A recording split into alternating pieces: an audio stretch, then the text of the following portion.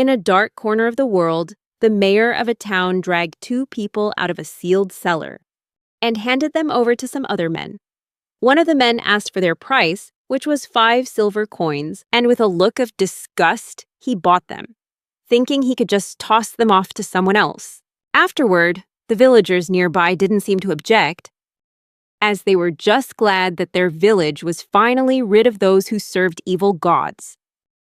Meanwhile, people in this world still wondered why they could use magic from ancient times, but there was never an answer. So, they continued to chant their favorite magic spells for various purposes at different times, including in times of war. Right now, somewhere in a dark forest, a mercenary mage was chanting a spell to attack some other guys. But as he was focusing on his magic, a sword pierced straight through his head. This just goes to show that while magic is powerful, it's not always invincible. If a sword flies straight at a caster, they'll die, just like this mage did. Aldous, with a terrifyingly sharp gaze, was fighting several assassins who had apparently come to take his life. When he asked them who they were and why they were attacking him, suddenly, one assassin couldn't answer, terrified by the deaths of the others caused by this powerful sword magic. Aldous targeted the assassin with more swords to keep him from escaping, but in the end, he killed him, realizing there was no point in keeping the man alive. However, more assassins were still hiding in the trees, and though they launched a surprise attack on Aldous, he easily blocked it with his sword. The assassin was shocked to be discovered, but for Aldous, it was nothing. He could clearly sense the killer's bloodlust from the start. Aldous didn't really want to kill anyone, but even though this assassin wasn't taken down immediately, he still attacked Aldous with his own style of swordsmanship. Not wanting to waste time, Aldous sent the man's sword flying, leaving him vulnerable and wondering how a mage could have such skill. Aldous cut his thoughts short with a definitive answer. He wasn't a mage, but a swordsman. And then he swung his sword through the assassin's neck. Afterward, he left the forest and returned to the port town of Thoria, a place that prospered thanks to the blessings of the forest and its coastal trade. It was the second largest town in the kingdom of Nogres. As soon as he arrived, Aldous reported the attack to his friends in the mercenary group and their leader, Ted. Ted asked if he'd really killed them all without getting any information. Aldous replied that there was no point in keeping one alive for information since they were after his life anyway. So, killing them was the logical choice. Ted explained to Aldous that it would have been better to gather some intel, but for Aldous, he just didn't want the hassle and preferred to end things quickly. His teammates, like Norris the archer and Ophelia the mage, knew Aldous was a brute who often killed his enemies ruthlessly, instead of using his abilities to their fullest. They asked if he knew who the attackers were, and Aldous said no, other than that they seemed to know about his sword magic. Ophelia pointed out that if they knew about that, there was a high chance they were connected to the military. Hearing the word military, Aldous recalled the trouble he'd caused with a certain general who had tried to convince Aldous to join the army. Aldous had flatly refused the general, saying he was under no obligation to teach his sword magic to the military. The general had asked how he dared to speak to him that way. The general had actually learned of Aldous while he was on a mission escorting a merchant, during which a battle broke out between the army and some bandits. The bandits were far more numerous, and it seemed the soldiers were having a hard time. Some of the bandits tried to rob the merchant Aldous was escorting at the time. Aldous used his sword magic to take care of them. And news of this caught the general's attention, leading him to approach Aldous with an invitation to join the army. The general said that joining the military meant a better income and guaranteed daily necessities, something Aldous couldn't have as an ordinary person. However, Aldous couldn't have cared less. To mock the general, he demanded he sign a contract if he really wanted him to join, for a fee of 500 gold coins a month. Hearing this, the general became furious, as this amount was 500 times his own salary.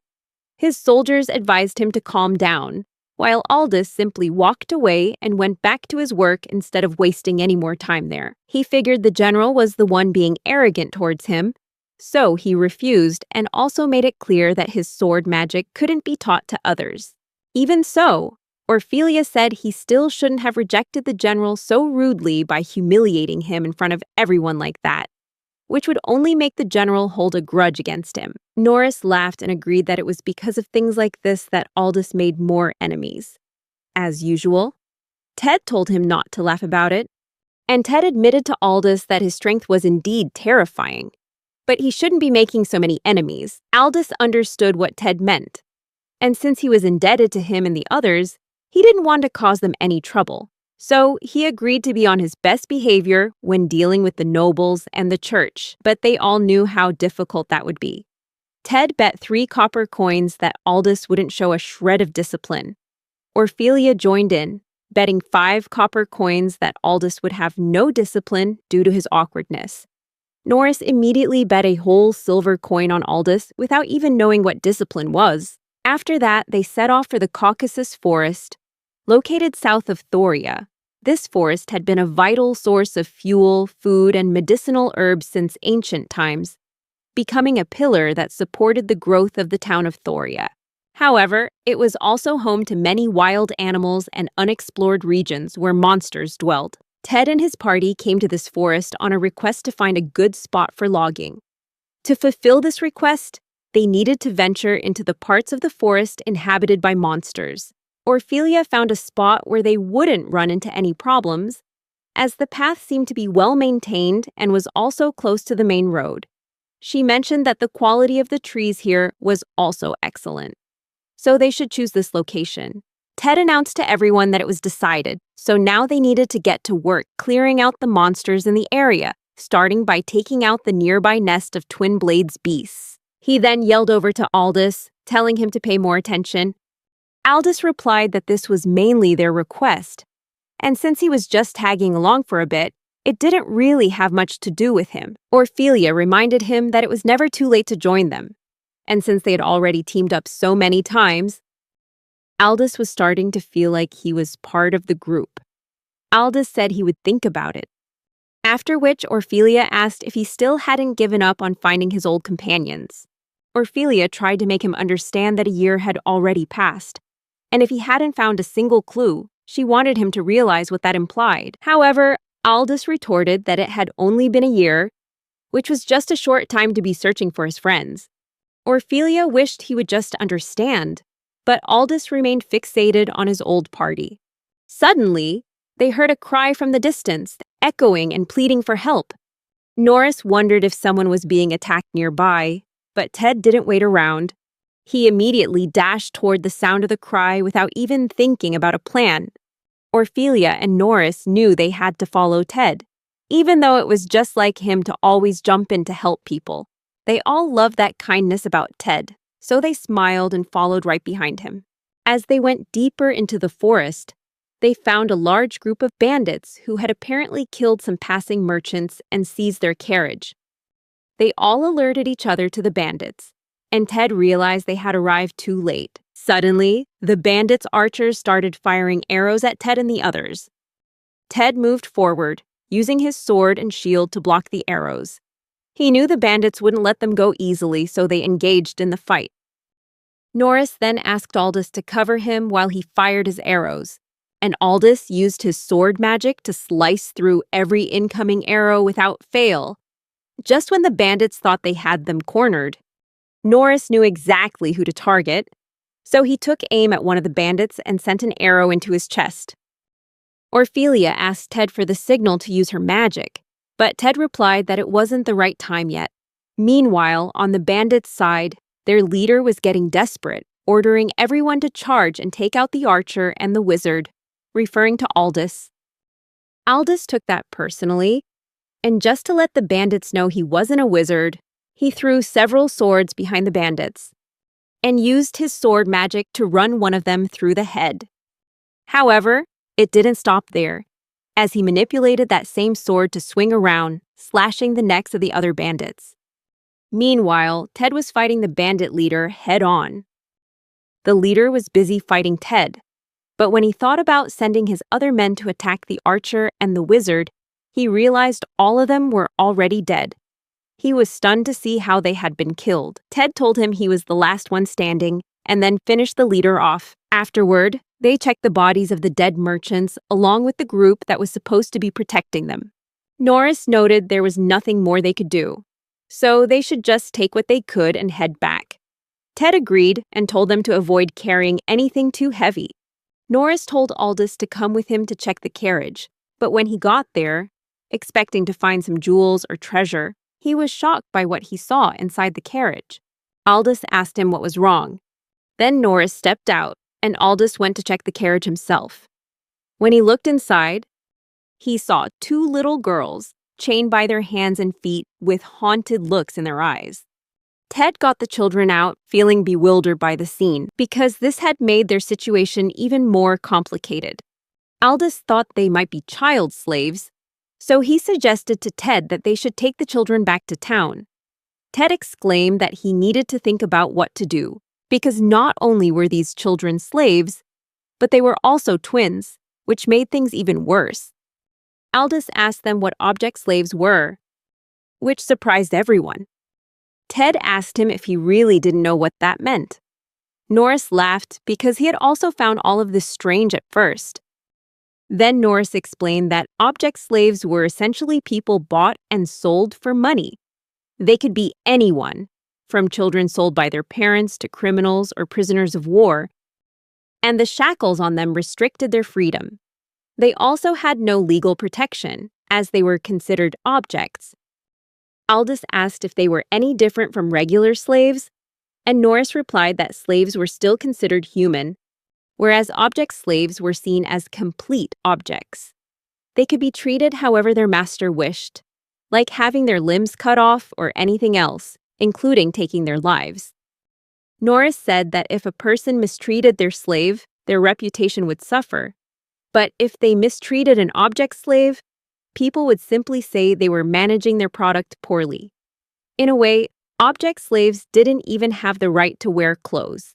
Ted added that the fact that these two were twins was another issue Aldous wasn't aware of. Ted asked Aldous where he could have possibly grown up not to know something so common, explaining that twins were considered taboo children, believed to be disciples of evil gods who brought disaster upon the goddess.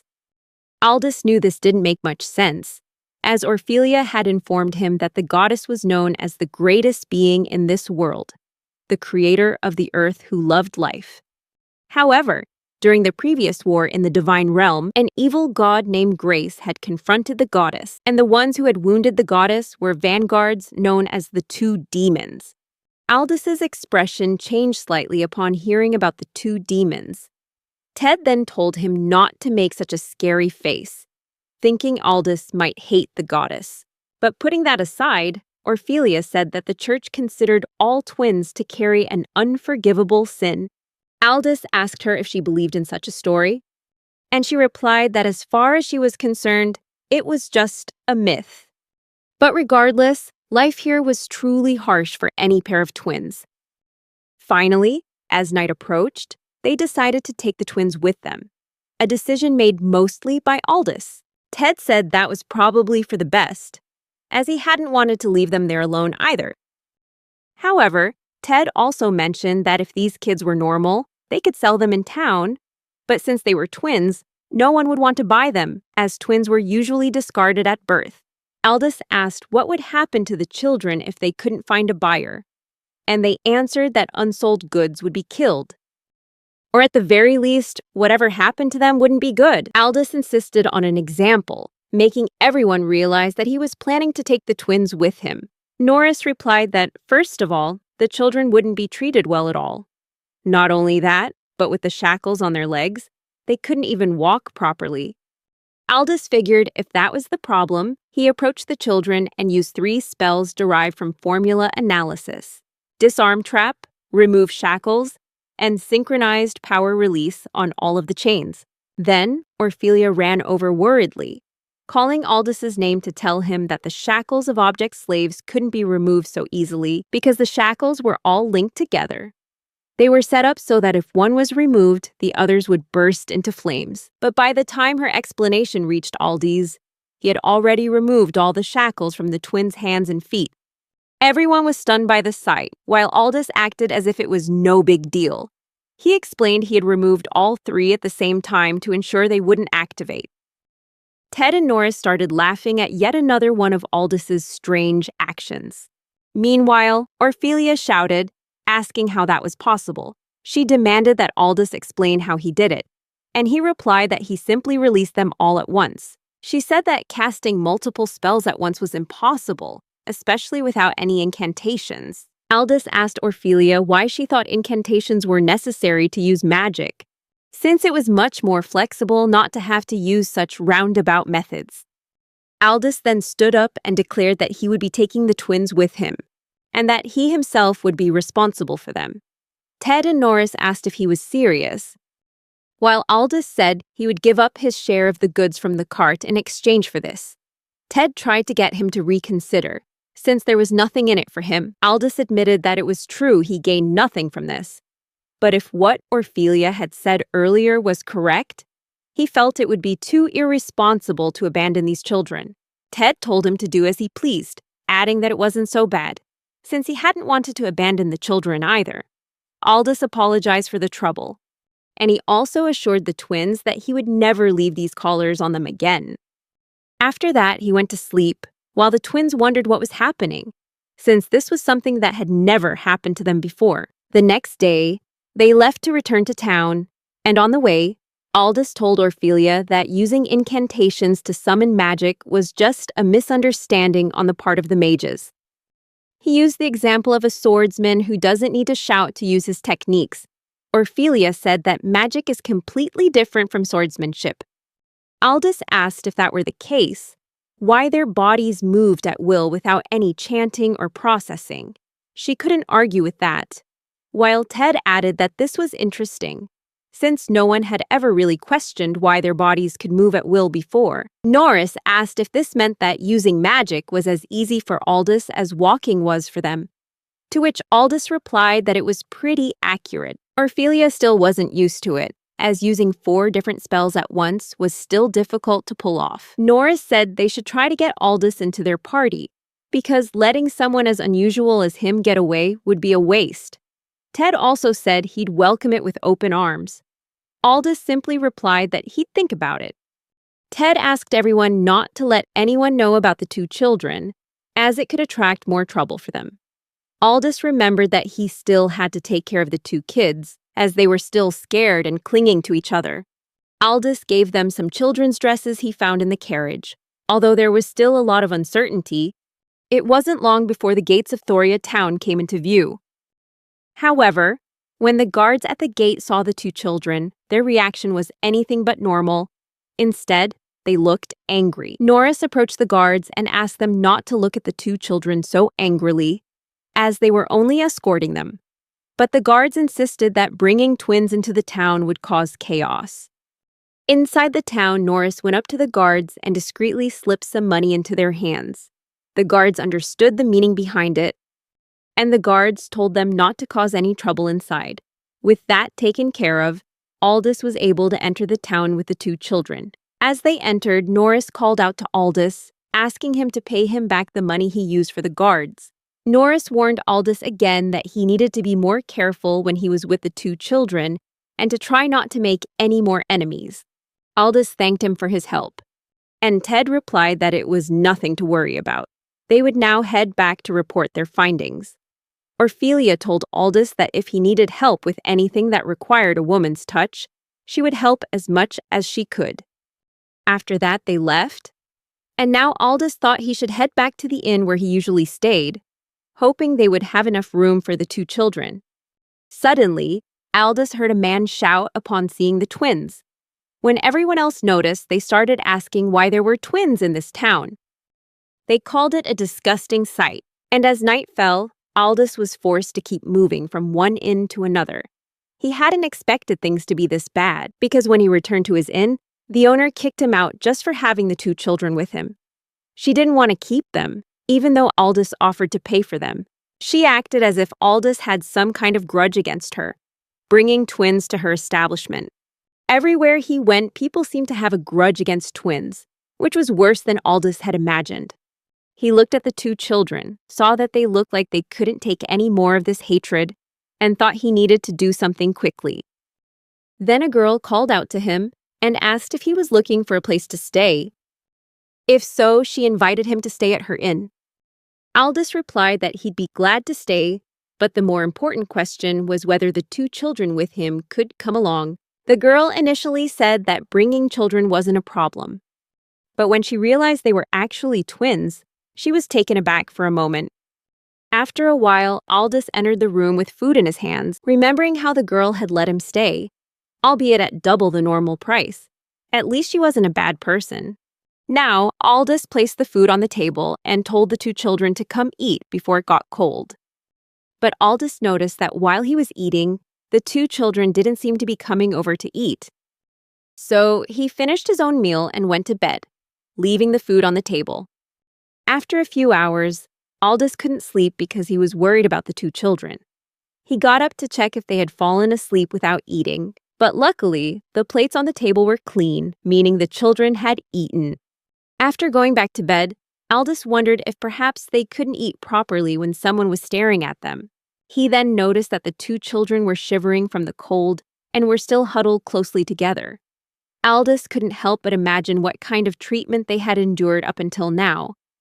Just because they were twins. Aldous felt sad for them, so he put a blanket over them, while promising himself he would protect them both. These children didn't have a good past, as Aldous realized, because even though they had lived together for a long time, they had been through many harsh situations. However, things weren't always like this. The 2 children only began to realize they weren't normal after they disobeyed their mother's warning and snuck outside to play.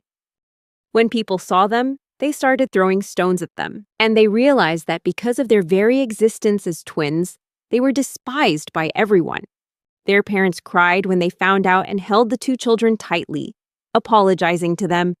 After that, they didn't dare sneak out again, haunted by the memory of the outside world, but their peaceful life soon came to an end, when their village was attacked by a beast, killing their father.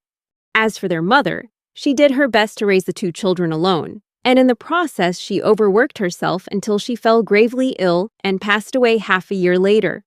That was the day the suffering in the twin children's lives began. When the door burst open, a group of people from the village appeared. They captured the 2 children and locked them in a hut until they could find a buyer. Even as they were deemed slaves of the evil gods, the girls hadn't even had time to grieve their mother's loss. Half a month later, they were taken out of the hut and chained by the legs before being sold to others. The 2 children could never forget the contemptuous looks from the villagers. From then on, they lived their days imprisoned in a traveling carriage. Every time they arrived in a new town, they were handed over to someone else. Though their handlers changed, the treatment of the 2 children never did. At some point, they were kept covered with a cloth and were only fed pieces of stale, rotten bread, usually only when a man came to visit. They hoped this would be the end of their suffering, but in reality, it only brought more torture and beatings from that person. The 2 children wondered why they were being treated this way. They couldn't understand the reason, lacking knowledge and experience. In the end, all they came to understand was that they were called slaves of the evil god. And if they didn't resist, they wouldn't be beaten by the adults. Besides being given a little food occasionally, they just wished they could go home and see their parents again. But there was nothing left for them to return to. Even as children, they had to endure such fears, wondering if they showed emotion or cried, would they be beaten again? Or if they talked back, would they be punished? And so, the 2 children completely shut themselves off and remained silent. The only thing the 2 sisters could do was cling to the last bit of warmth by holding each other tightly, suppressing their emotions. That was all these poor children could do. Until one day, things began to change. That change happened when Aldous found the 2 sisters. The first time they saw Aldous, they thought the person who had tortured them had appeared once again. However, for some reason, Aldous's eyes reminded them of their parents. It was only later that they realized Aldous didn't hate them at all. He was the one who removed their shackles, carried them on his back, and even gave them plenty of food and a place to live. The sisters didn't know how to react when Aldous offered them food. They thought he might hit them if they dared to touch it. They saw the worried look on Aldous's face.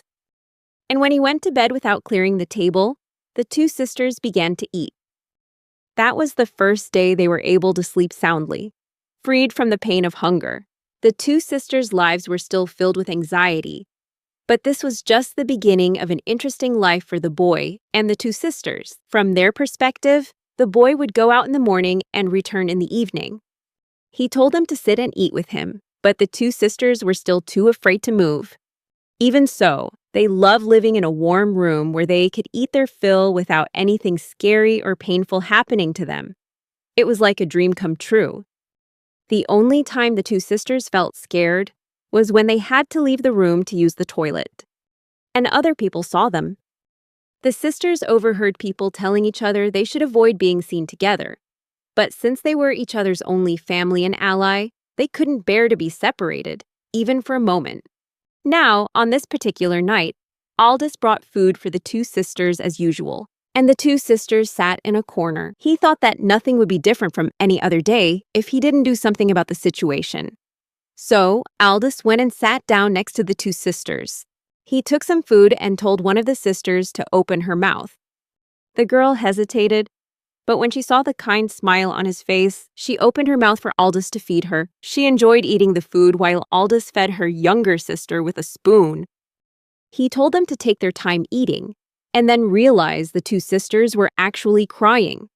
He asked if the food was too hot, but regardless, after that incident, the sisters were finally able to eat with him. They wondered what Aldous meant to them, and then he thought it was a good time to ask for the sisters' names. For the first time, the sisters answered. The girl on the right was named Philia, and the one on the left was Rihanna. After half a month had passed, Aldous informed them that they would be leaving the inn. Philia and Rihanna saw him talking to the innkeeper about it, and it was clear they had to leave because the sisters had been seen by someone else. Aldous told the sisters that he had rented a house and would take them there. Aldous's house was located just outside of town, and he assured them that they could feel comfortable here. Aldous said they didn't need to worry about being seen, so they could run, jump, and play freely.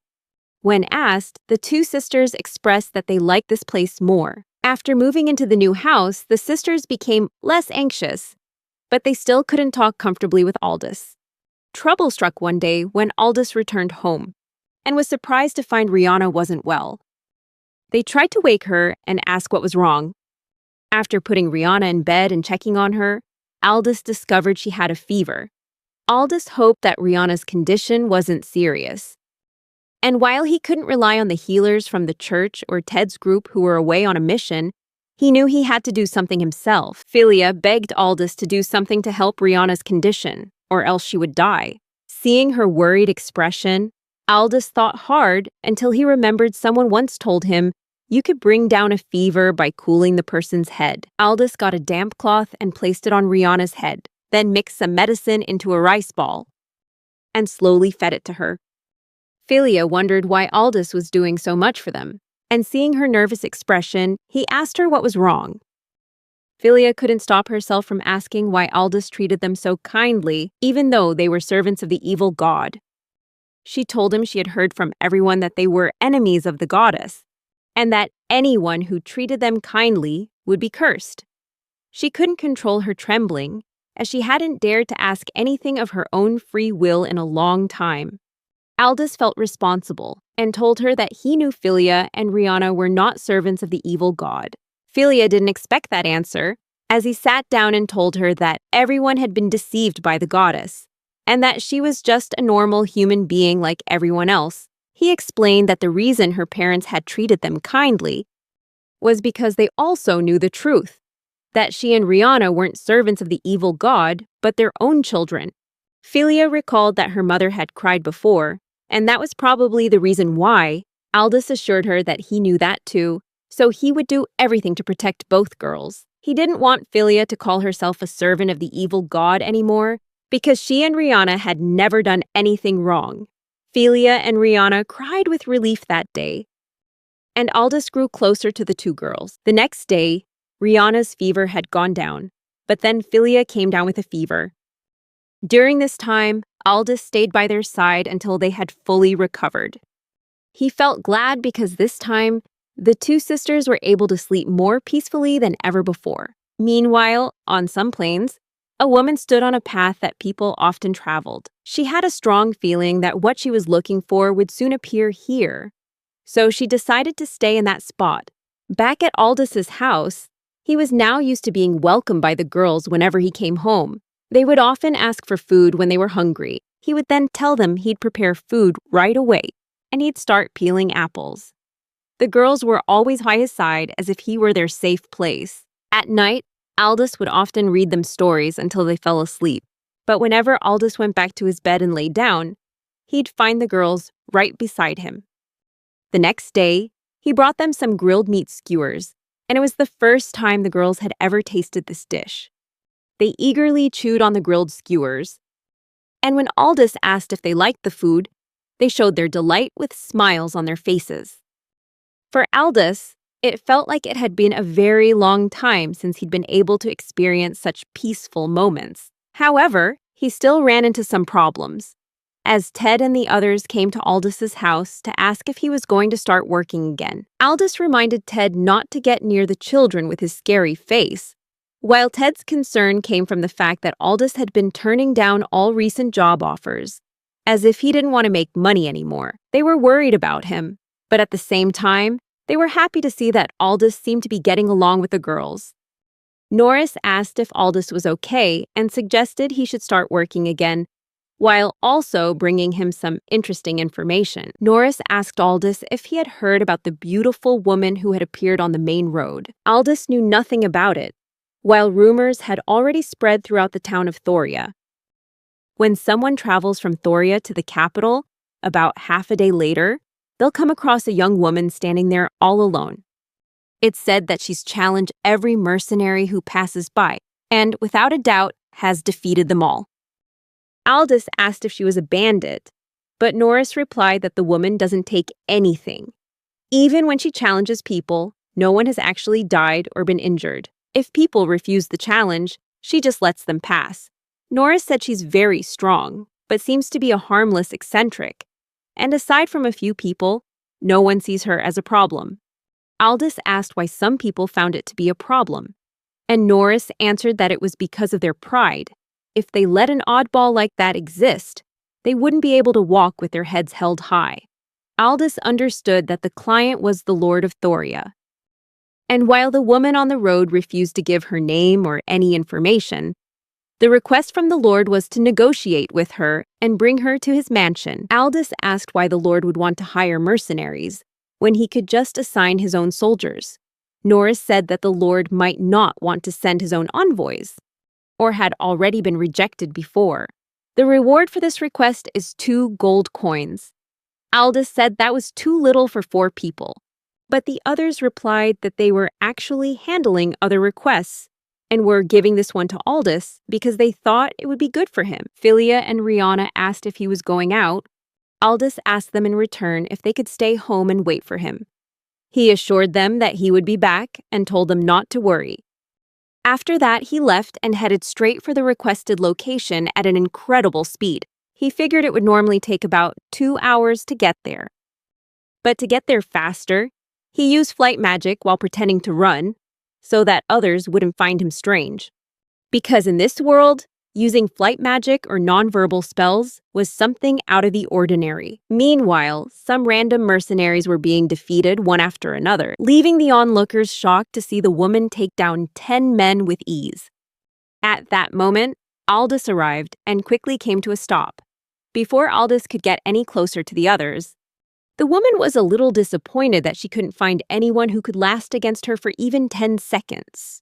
Without delay, she asked if anyone else wanted to challenge her, and that she wouldn't mind if they all attacked her at once. She stood there, ready to crush them. One mercenary stepped up to challenge her, and the others hoped he could give the woman an interesting fight. The mercenary Gandalf declared that he had been using weapons since before she was even born. Hearing this, the woman named Nayli drew a small knife. Gandalf charged straight at her with his spear, but she suddenly vanished from his sight and instantly appeared right on top of his spear. Nail rushed forward with incredible speed and placed the knife at Gandalf's neck, declaring it her victory. The surrounding mercenaries were stunned to see Nail's true power, and Aldous was among them, unable to believe his eyes. because no matter how you looked at it, the speed Nail displayed was clearly not something an ordinary person could achieve. Nal once again asked if anyone else wanted to challenge her. Then Aldous excused himself through the crowd and stepped forward, approaching Niley. The others tried to warn Aldous, but he kept walking. This made Nail think that he was her next opponent. She smiled, preparing for the next battle, but Aldous clearly told her that he came to negotiate and had no intention of fighting. Nala grew angry hearing that, and while Aldous tried to reason with her, Nal threw a knife at him without any warning. Aldous used a transparent shield magic to block the blade, and he demanded that Nail listen to what he had to say. Aldous told her that aiming for the throat of someone who came to negotiate wasn't exactly a friendly gesture. Nail replied that she had no interest in talking to him, but if he really wanted her to listen, then Aldous would have to convince her through combat. Aldous understood that what Nail really wanted was a fight, while Nail warned him that he could convince her simply by defeating her. As Nayli charged forward, intending to end it quickly, Aldous used earth magic to form an earthen wall, but Nail easily broke through it and said she'd make better use of those rocks. Nail formed throwable stones from the debris, which struck Aldous as unusual. But before he could react, Nail fired the sharp stones at him. Aldous used his magic shield to block them all. Suddenly, a fire magic attack rushed at him from his blind spot, but Aldous managed to dodge it thanks to his agility. Aldous quickly sensed Nail's presence behind him, so he flipped in midair to evade her line of attack. Nal, realizing Aldous was quite skilled, decided to step things up by firing a direct wind attack at him before he could even regain his footing. Aldous knew he'd be in trouble if he took that attack head-on. Therefore, he crouched and used his shield magic at an angle to repel Nail's attack, redirecting it elsewhere. She asked him just who he was, and Aldous had the same question for her. Meanwhile, the onlookers were all surprised to learn that Nail was a mage, and that Aldous was holding his own against her. This was the first time Aldous had seen someone other than himself use magic without chanting, which truly made him question her identity. Their fight grew more intense over time, as Nail showed no signs of holding back against Aldous, while he was trying to fight with feigned techniques just to make sure the people around them wouldn't grow suspicious of him. Nail noticed this, so she asked him why he had to pretend to use fake spells just to hold back his power. But when she glanced at the onlookers, she understood that he wanted to keep it a secret. So, Nail decided to get rid of all of them, and used wind magic to blow all the mercenaries hundreds of meters away. Aldous stood his ground, watching as the others were swept away. Nal noticed there were still a few people left nearby, and deciding that wasn't enough, she created an even larger magic attack. Seeing this, Aldous watched as everyone fled from the two of them as fast as they could. Niley launched the attack at Aldous, and to counter it, he created a sharp magic shield that sliced Nail's attack apart. She told him he could go all out now, since she'd removed the obstacles. Aldous replied that it was pointless asking her to negotiate. Even so, Nail said that hadn't changed, and he would still have to defeat her to make her listen. Now, Aldous decided to fight for real as he drew his swords, which gave Nail a better understanding of his fighting style. Aldous' swords flew around him thanks to his sword magic, as he asked Nayli if she still wanted him to go all out. He warned her to try not to be defeated too quickly, as he sent all the swords down to attack her. Nail struggled to block all the swords flying toward her. As they seemed to be endless, she tried to repel them with her own swords, and then used a shield to block them. But there were still many swords she couldn't avoid. She wondered what would happen if she simply destroyed the area. And as she did so, Aldous himself had to shield himself from the flying rocks. Nail flew over Aldous' head and charged in, attacking with multiple light magic strikes. Seeing this, Aldous did the same, and the two of them stared at each other with defiant eyes. They both unleashed powerful magic attacks, with neither of them holding back. When their attacks collided, a huge explosion occurred, even bigger than the last one. After the explosion settled and the dust began to clear, Nal landed on the ground coughing, but she had no time to catch her breath. Aldous quickly rushed in with his sword in hand, and Nail managed to block him. Their battle had shifted to a close-quarters sword fight, and Nail was surprised to realize that he was actually a swordsman. Aldous was happy that someone finally saw him for what he was, and with his next slash, he sent Nail's daggers flying and pointed his sword at her neck. Aldous had defeated Nail without injuring her. Then he asked if she was satisfied with that outcome. Nail knew she had lost, so she smiled and called Aldous milord. Aldous didn't understand what she meant, but he knew asking would do much good. Meanwhile, in the town of Thoria, the twins were out exploring again out of curiosity. They wanted to wander through the town just once, and the peaceful life had made them let their guard down. Philia and Rihanna were excited to see so many people and large houses all around. Philia ran ahead of Rihanna in her excitement, but she suddenly tripped and fell. An old man approached and asked if she was okay, checking to see if she was hurt. When he saw her sister next to her, he asked which one of them was the older sister. The old man smiled as he remarked that they looked very similar, but he also felt something was strange because they looked too alike. When he learned they were twins, the old man was surprised and looked around, then told the girls it must be difficult for them to live like this. Looking at the two with pity in his eyes, the old man warned them to make sure they always kept their hoods on and to leave immediately. And he specifically told them not to let anyone see their faces. That was the first time the girls realized there might be other kind people besides Aldous. Back to Aldous, Nail admitted that she hadn't expected Aldous to be so strong. While Aldous was still wondering who Nail was referring to, she confirmed she was talking about him. Nail thought that Aldous was the one who had surpassed the limits of humanity. And now that she had found him, she felt that Aldous was worthy of being her lord and she would serve under him. Aldous wanted to stay away from any involvement with Nail, and he asked who she was.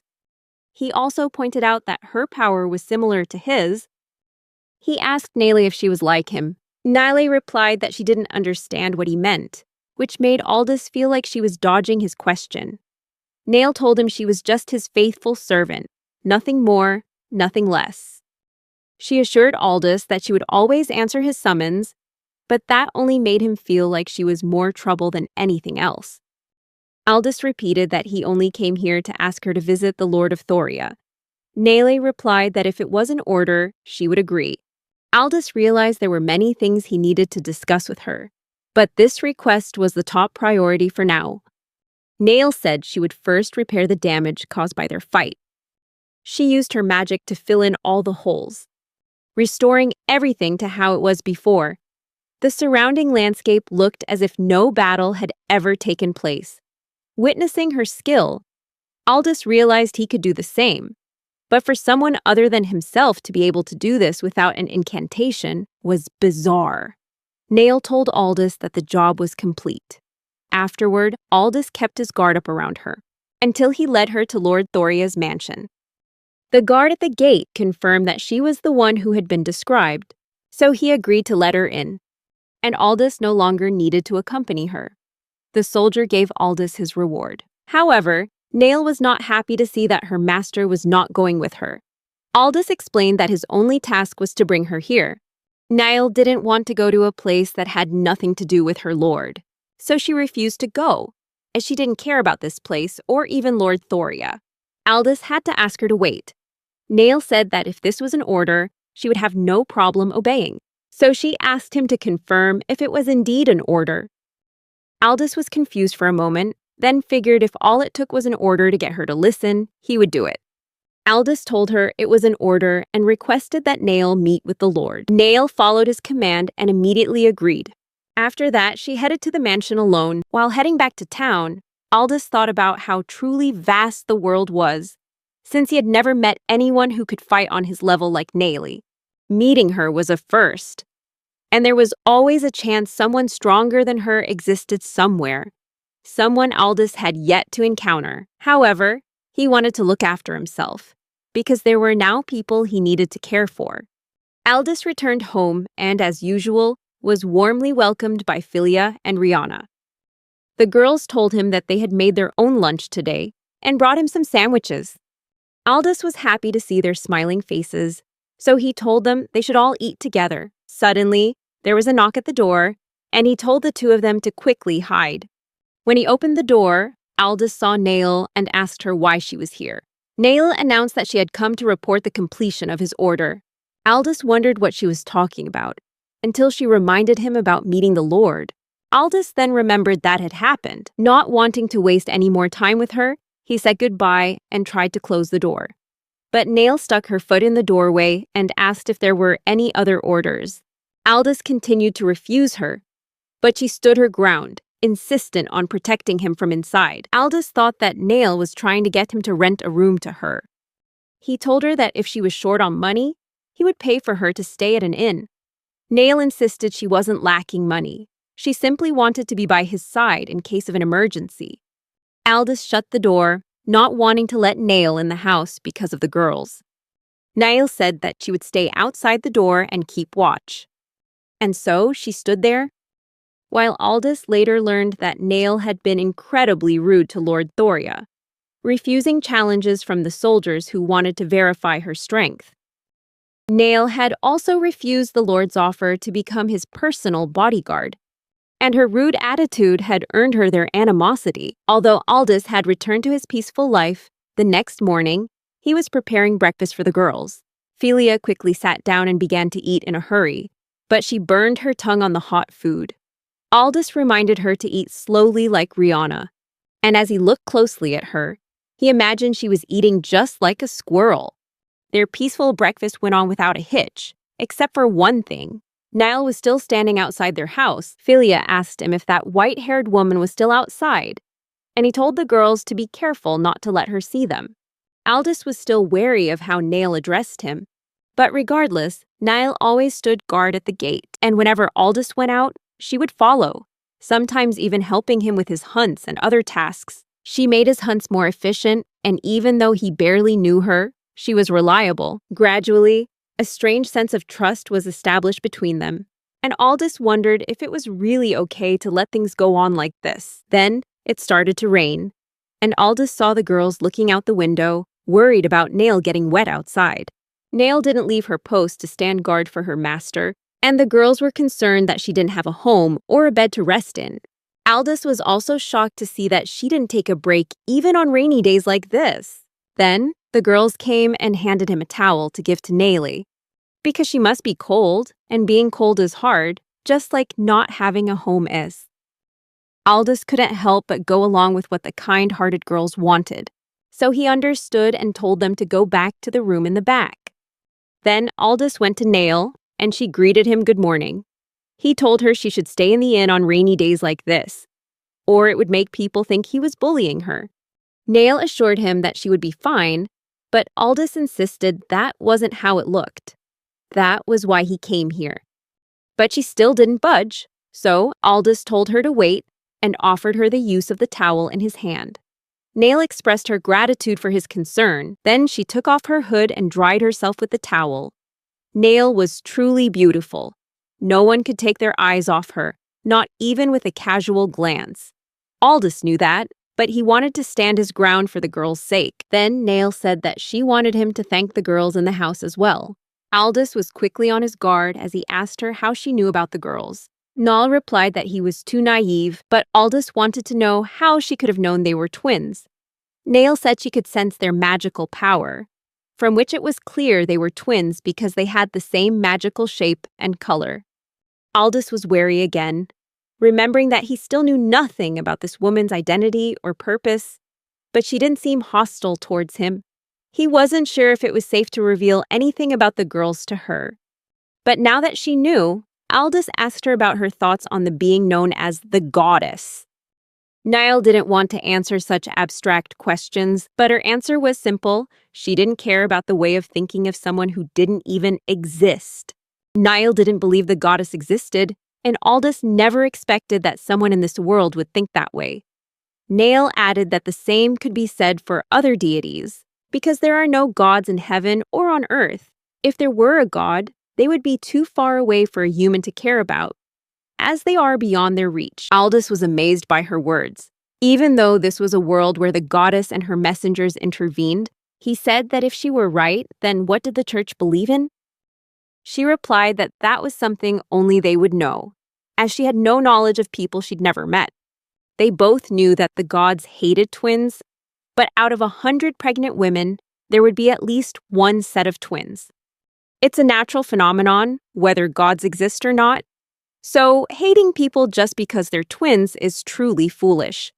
But Nale had assured him that he wouldn't have to worry about her telling anyone about the twins. Be it these children or anyone else, anyone who belongs to Aldous, Nale considers it her duty to protect them. Aldous saw no doubt or hesitation in her eyes, and he told her to swear that she would uphold what she had just said. Nile swore to him on her parents' honor and her duty to keep her promise. Aldous didn't understand much of what Nale had said, but he decided to trust her.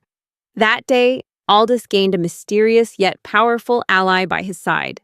Nile introduced herself to the twins and also thanked them for their kindness with the towel they had sent. However, the twins still seemed wary of her, and Nale realized she might have to wait until they got used to her presence. Aldous introduced the twins to Nale and then asked if she had a name. Nal replied that she hadn't had an official name before and that even Nale wasn't her real name. Aldous was surprised that she didn't have a name and asked who she was. She said he could call her by any name, but that sounded strange. The twins started to think about what they should name Miss Nameless. Aldous also thought that he should come up with a name. And since the name Nale sounded quite nice, he decided to name her Nale from now on. He asked if she was okay with it, and Nale replied that she was perfectly fine with that name. So she greeted them again, saying that she would be in their care from now on. Later, Aldous went to their usual meeting place with Ted's Morning Star group. Norris mentioned that Nale seemed strange, and the fact that her identity was still unclear. Aldous claimed it wasn't a problem for him since she didn't have any prejudice against twins, and there were many other mercenaries with unknown identities as well. Norris mentioned that Aldous was one of them. But regardless, Ophelia added that having Nale live in his house was still a little unsettling. Aldous knew it wouldn't be an issue, recalling how she had so vehemently denied the goddess's existence. Ted said that if Aldous was okay with it, then it was fine, and besides, he mentioned that more rumors had been popping up. Aldous asked if they were rumors about the Grinder, a monster that lived in the Cannabis Mountain Range. The Grinder was known to be a hybrid of a bull and a horse, with 4 wings and sharp claws. It was said to be stronger than ordinary monsters, and thus was feared by many adventurers. When Aldous commented that he never expected the Grinder to come down from the mountains, Norris added that the number of predators around Thoria had recently decreased, which in turn led to an increase in herbivores, making the area a tempting hunting ground for the Grinder. Ted recalled that Aldous had previously said hunting had become more efficient with the help of a powerful woman, and that this might be related to the problem. Aldous asked if he was implying it was his fault, and all 3 of them agreed. Ted explained to Aldous that while monsters are dangerous, he shouldn't be hunting them to the point of extinction. Norris added that you shouldn't mess with the ecosystem, while Ophelia was surprised that her words had actually gotten through to Aldous. Aldous reluctantly apologized for causing them trouble. Ted then brought out a letter of request, stating that the army was forming a subjugation team to deal with the Grinder, and they were so pressed that they had to invite mercenaries to join. Ted wished he could refuse, but since it was a request from Lord Thoria himself, he couldn't. Norris said they'd be thrilled if a certain someone who was rude and antagonistic toward the army would agree to join them. Ophelia rephrased his statement, saying she'd be delighted to have a mysterious boy whose identity, rank, and even monster hunting methods were all unknown. Aldous understood their taunts, so he agreed to help, and after 2 days of preparation, a team was formed to subjugate the Grinder. They left Thoria and headed for the area where the Grinder was expected to appear. The area consisted mostly of flat plains, now filled with soldiers. The troops placed great hope in their captain, who was leading them on this crucial subjugation mission. Captain Deccan was pleased to also have the support of Captain Druce. Deccan was known as the army's finest swordsman, and the soldiers believed there was no way he could lose to the Grinder. In addition to the army, 9 mercenary teams were also taking part in the subjugation. However, Captain Droz wasn't comfortable with the army having to hire mercenaries. Deccan insisted that they didn't need to rely on the mercenaries' strength and could handle everything with their own military power. Dries wondered if Deccan had gotten over the incident that occurred when he'd been ordered to fight a female mercenary. He'd been told to defeat this female mercenary, who had been arrogant toward Lord Thoria. But when he went to teach her a lesson, Deccan had proudly declared that he would easily defeat her without any serious harm. The woman they were talking about was none other than Nolly, who had gone there on Aldous' orders on the very first day. That day, Nail had fought a soldier, who was none other than Captain Deccan. But their match ended the moment Deccan charged at her. His sword was sent flying in front of everyone, including the Lord and General of Thoria. Deccan was shocked to be defeated by a woman who hadn't even moved during the fight. The loss brought great shame to his name, and the fact that Deccan had been defeated in a single blow by a female mercenary became a hot topic of ridicule among all the soldiers. Deccan wanted to redeem himself by achieving something in the subjugation, no matter the cost. Meanwhile, on the mercenaries' side, Ted thought it was insane that the army was creating such ridiculous formations to take down the grinder. On top of that, Deccan hadn't even called for any mages, despite them facing a flying monster. Norris told the others that the army seemed to be filled with new recruits, nothing but rookies.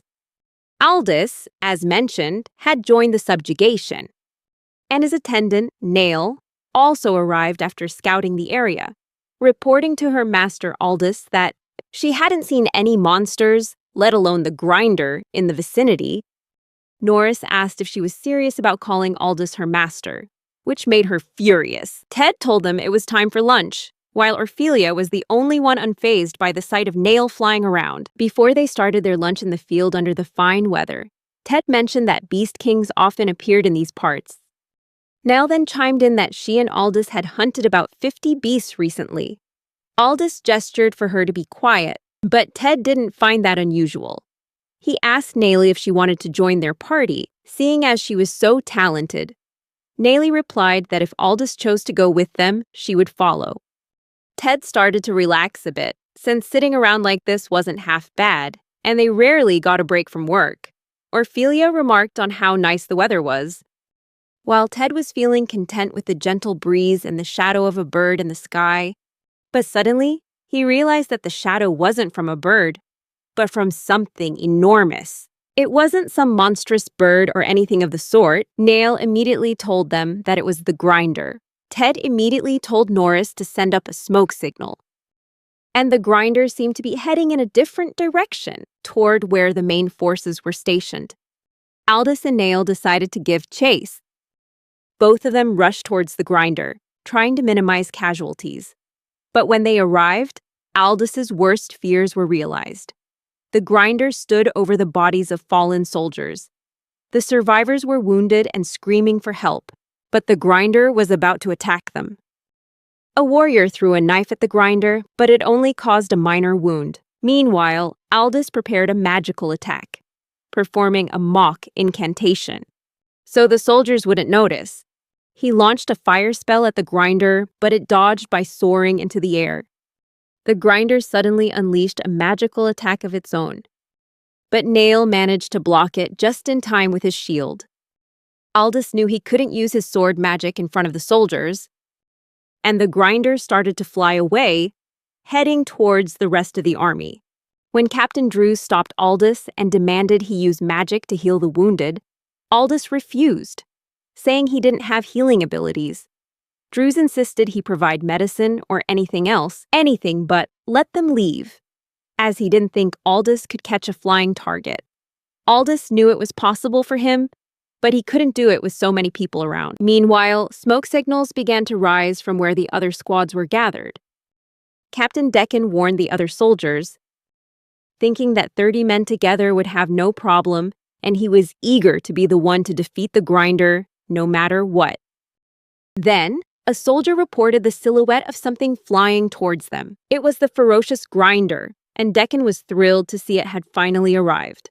He ordered everyone to get ready, but before he could finish his command, the grinder had already moved, killing several soldiers in the blink of an eye with its unstoppable claws. Decken realized what a serious threat they were up against. When the grinder flew up to prepare for another dive, Decken couldn't keep up with its speed. The grinder dove down like a nightmare, larger than anything Decken had ever experienced. He tried not to let himself falter, as this was his only chance to atone for his mistakes. If he ran now, it would haunt him with regret for the rest of his life. Decken ordered his men to hold their ground and aim for the grinder's claw, the one that was already injured, not by soldiers, but by Nail. The soldiers attacked just as commanded. But in the blink of an eye, everyone who charged forward was annihilated. Decken watched them die one by one as the grinder impaled them, tearing their bodies apart as if they were nothing but food. Decken realized he was powerless against this monster, and if they didn't retreat now, even more of his men would be slaughtered. Decken doubted if they could even wound it. Another squad of soldiers rushed down from higher ground and blindly charged the grinder. Decken tried to stop them, but it was useless, because the grinder used a powerful move called wind shear to cut down all the soldiers in its path in a single sweep. The soldiers' blood sprayed everywhere, and Decken felt helpless before this terrifying monster. Almost all the troops he had led were dead, and the grinder began to advance on Decken. Decken trembled even more as the monster drew closer. Then, an arrow shot through the air and struck the grinder's beak. Ted's Morning Star squad had arrived just in time to confront the grinder. Fearlessly, Ted charged forward, swinging his sword and aiming for the monster's neck. But he couldn't get close because of the grinder's wind magic. Ophelia began to cast a magic spell to restrict the grinder's movements. However, the monster easily destroyed all the ice she created, and all their efforts seemed to be in vain. But they couldn't give up. Norris kept firing his bow, while Ted attacked relentlessly with his sword. They were barely holding the monster at bay, while Decken was in complete despair. He saw that these mercenaries were highly skilled and well-coordinated, so they might have a chance against the grinder. But at the same time, when Ted's shield shattered, he was left with only his sword to fight. The grinder was no longer having a hard time dealing with them, and Decken understood that they were in danger. Norris shouted, asking where Aldous was when they needed him most. As the grinder prepared a powerful magic wind attack, Decken knew exactly how dangerous it was, so he yelled for everyone to run. Suddenly, one of the grinder's wings was sliced off, and as the wing fell, Decken realized the slash came from the mercenary Aldous. He had finally joined the fight against the grinder. This time, Aldous had no intention of holding back like before. He landed beside Ted's group. While the grinder shrieked in pain from the loss of its wing, Niall joined the battle as well, throwing her daggers into the grinder's left leg to make sure it couldn't run away like before. Aldous and Nail wanted to end this once and for all, and immediately, Aldous sliced off the monster's head, bringing the hunt to a close. Decken never expected that they would survive this battle. Hearing the voice of a soldier behind him, he quickly asked the soldier if he was all right. But it was no use, as Decken was the reason all the soldiers had charged in to attack without a plan. His reinforcements had been wiped out, and Decken was the only survivor from his unit. It was all over for Decken, and he knew his life would become a nightmare from this point on. He heard Nail talking to Aldous, asking if they should take just the grinder's head or the whole body. Aldous replied that the body was worthless, so they should just leave it. Decken looked at the two of them and realized that Nail was the woman who had started all his misfortunes. If she hadn't been there, he thought, everything would have been better. They both noticed Decken staring at her, and she stared right back at him, daring him to have any ideas about going against her. Meanwhile, Decken couldn't help but hate her even more afterward for the successful subjugation of the grinder. Lord Thoria and his army were praised for their efforts. According to the reports, it was the army that took care of the grinder, and Aldous didn't mind that at all. He just wanted to keep his life peaceful rather than deal with any hassles, and he was happy to have received his reward. Thus, the truth that the army had been useless in the fight, and that it was Aldous and the mercenaries who had fought the grinder, was kept hidden from the public. Now, at Lord Thoria's residence, the Marquis was sitting on his throne, with Costas and Deccan beside him in the court. The government minister asked Deccan if he knew why he had been summoned here, which he himself knew full well. Costas told Deccan that even when given a chance to redeem his honor, he still lost his men, and in the end, it was that female mercenary who took all the credit. Deccan pleaded with them for a favor, while the government minister declared that it didn't matter what his swordsmanship skills were like if he couldn't achieve anything for them. The Lord told Costas that they shouldn't discuss the matter any further, as anyone can make a mistake or two. He said he believed Deccan would become stronger after this incident, and Deccan nodded in agreement. The Lord Marquis reminded Deccan that if he thought this female mercenary was truly strong, then it was a frightening thing for someone so powerful to be wandering around unrestrained. He feared that one day she might disrupt their order, and what was more dangerous was that the female mercenary had no interest in or respect for the Lord Marquis whatsoever. The Marquis had deemed her a threat without any real justification, and Deccan muttered his assent to his words. Furthermore, the Marquis knew this woman had an ally, a boorish warrior who had rejected a personal request from the general in the past, which he found troublesome. Therefore, he thought of something and stared intently at Deccan. Deccan quickly requested that they allow him to handle the issue. The general told Deccan to focus on completing his current mission, or he could take time off from his official duties to act freely. Costas also said that he could train during that period, and they would assign him 6 soldiers under his command. The Marquis told him that he had the right to use them as he wished, and that this was his last chance to advance in rank, or he would remain nothing but a captain. Afterwards, Deccan left the court, and the surrounding soldiers jeered at him. Deccan was terrified that this mockery would stick with him for the rest of his life. While the Marquis asked Costas whether it was necessary to send an entire squad to deal with a single mercenary, Costas replied that sending more would be too unusual and would arouse suspicion, so he hoped sending Deccan would compensate for their lack of military strength.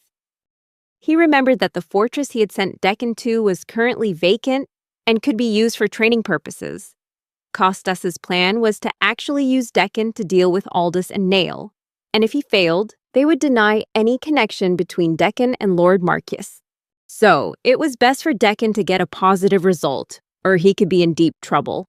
Meanwhile, at Aldous's house, Philia and Rihanna were playing house together. They played with dolls representing a father, a mother, and 2 cute twin girls. Aldous watched the girls play peacefully, wishing everything could stay like this forever. But Aldous wasn't sure how much longer he could protect them. In the past, he had considered sending each of them to a different place to learn a trade, but neither of them wanted to be apart. They also didn't like wearing different clothes. In their little game, they still maintained their identical appearance, and Aldous realized he couldn't imagine letting the 2 of them leave his side. He realized he had grown softer, and the reason he was thinking this way was because the situation had changed so much from before. Lately, whenever Aldous went to town, he felt the atmosphere around him had changed. In the shop he usually visited to buy groceries, the saleswoman seemed uncomfortable as she handed him his things. Then, when he went to get medicine, the shopkeeper told Aldous not to come back to the store anymore. Aldous was certain that something had happened with the townspeople. As he was leaving the shop, the innkeeper, who had previously let him stay with the girls, called out to him from behind. Aldous remembered her, and she informed him that the girl's existence had been exposed to the public. Not only that, but the innkeeper also said that she normally doesn't reveal her customers' secrets. But when the soldiers came to her inn, she had to tell them about him because she would get in trouble if she lied. Besides, the soldiers had also been asking other customers, so it wasn't as if she could have kept his secret anyway. Aldous thanked her for letting him know about the situation. He pondered the reason behind the strange behavior of everyone around him. He wondered why the army was suddenly investigating him, and the only possible reason was that they had lost face somehow. Once he understood the reason, he decided to talk to Ted and the others about it. Norris said the obvious reason was Nail, because after she went to the Lord's castle, Nail had caused a huge mess for the Lord and the others, while also showing them disrespect in front of everyone. Aldous wished she hadn't done that. Meanwhile, Norris argued that Aldous was also to blame. Since he had taken the credit for killing the grinder monster and the reward, it was obvious the army would keep an eye on them. After so many things had piled up, Norris reasoned that the army must have found out about the twin girls after checking Aldous's background. Therefore, the situation was no longer just about being watched, but the general, the lord, and the head of the battalion had all begun to move against Aldous. This combination had made him an enemy of the entire nation. So now Aldous had to come up with a plan to deal with it all. Now, back in the present, Aldous sighed at home, thinking that perhaps he needed to leave Thoria for good. Then Nail came and asked him what was wrong. But Aldous was more surprised to see that Nayle could do everything, from cooking and cleaning to preparing his tea. She was really like a maid, except her behavior was more like a wife's. Getting back to the serious matter at hand, Aldous informed Nayle that the army had begun to make its move against them. She suggested wiping them all off the face of the earth. Aldous told her not to do that, as it would mean the entire nation would become their enemy. Aldous tried to think of other solutions, like whether they should just lay low for a while and let things cool down, but it was still dangerous since the Lord of Thoria was involved in this incident. Aldous remembered that Nail had met the Lord before, so he asked her what kind of person he was. She replied that the Marquis was a vile, greedy man with no virtues whatsoever. Aldous hadn't expected the Lord himself to be so corrupt, and that he had actually told Nayle to be his plaything, staying by his side at all times.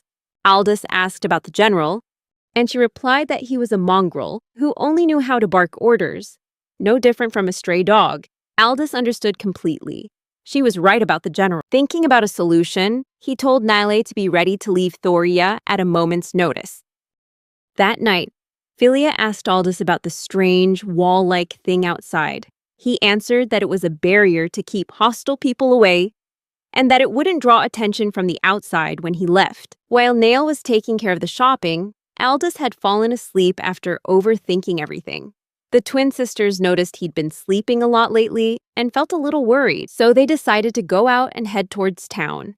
Hoping that Aldous wouldn't be angry if he found out they'd left the house, Philia wondered if the old man they had met before was still there, and thought they might be able to get some snacks. In the end, the sisters were still just kids, so they couldn't contain their excitement until Philia stopped because someone was standing in front of them. It was clearly a person in black armor with malicious intent. After a while, Aldous realized the twins weren't home, which could only mean they had gone out. He felt terrible for not predicting this would happen, so he told Nail to watch the house while he went to look for the sisters.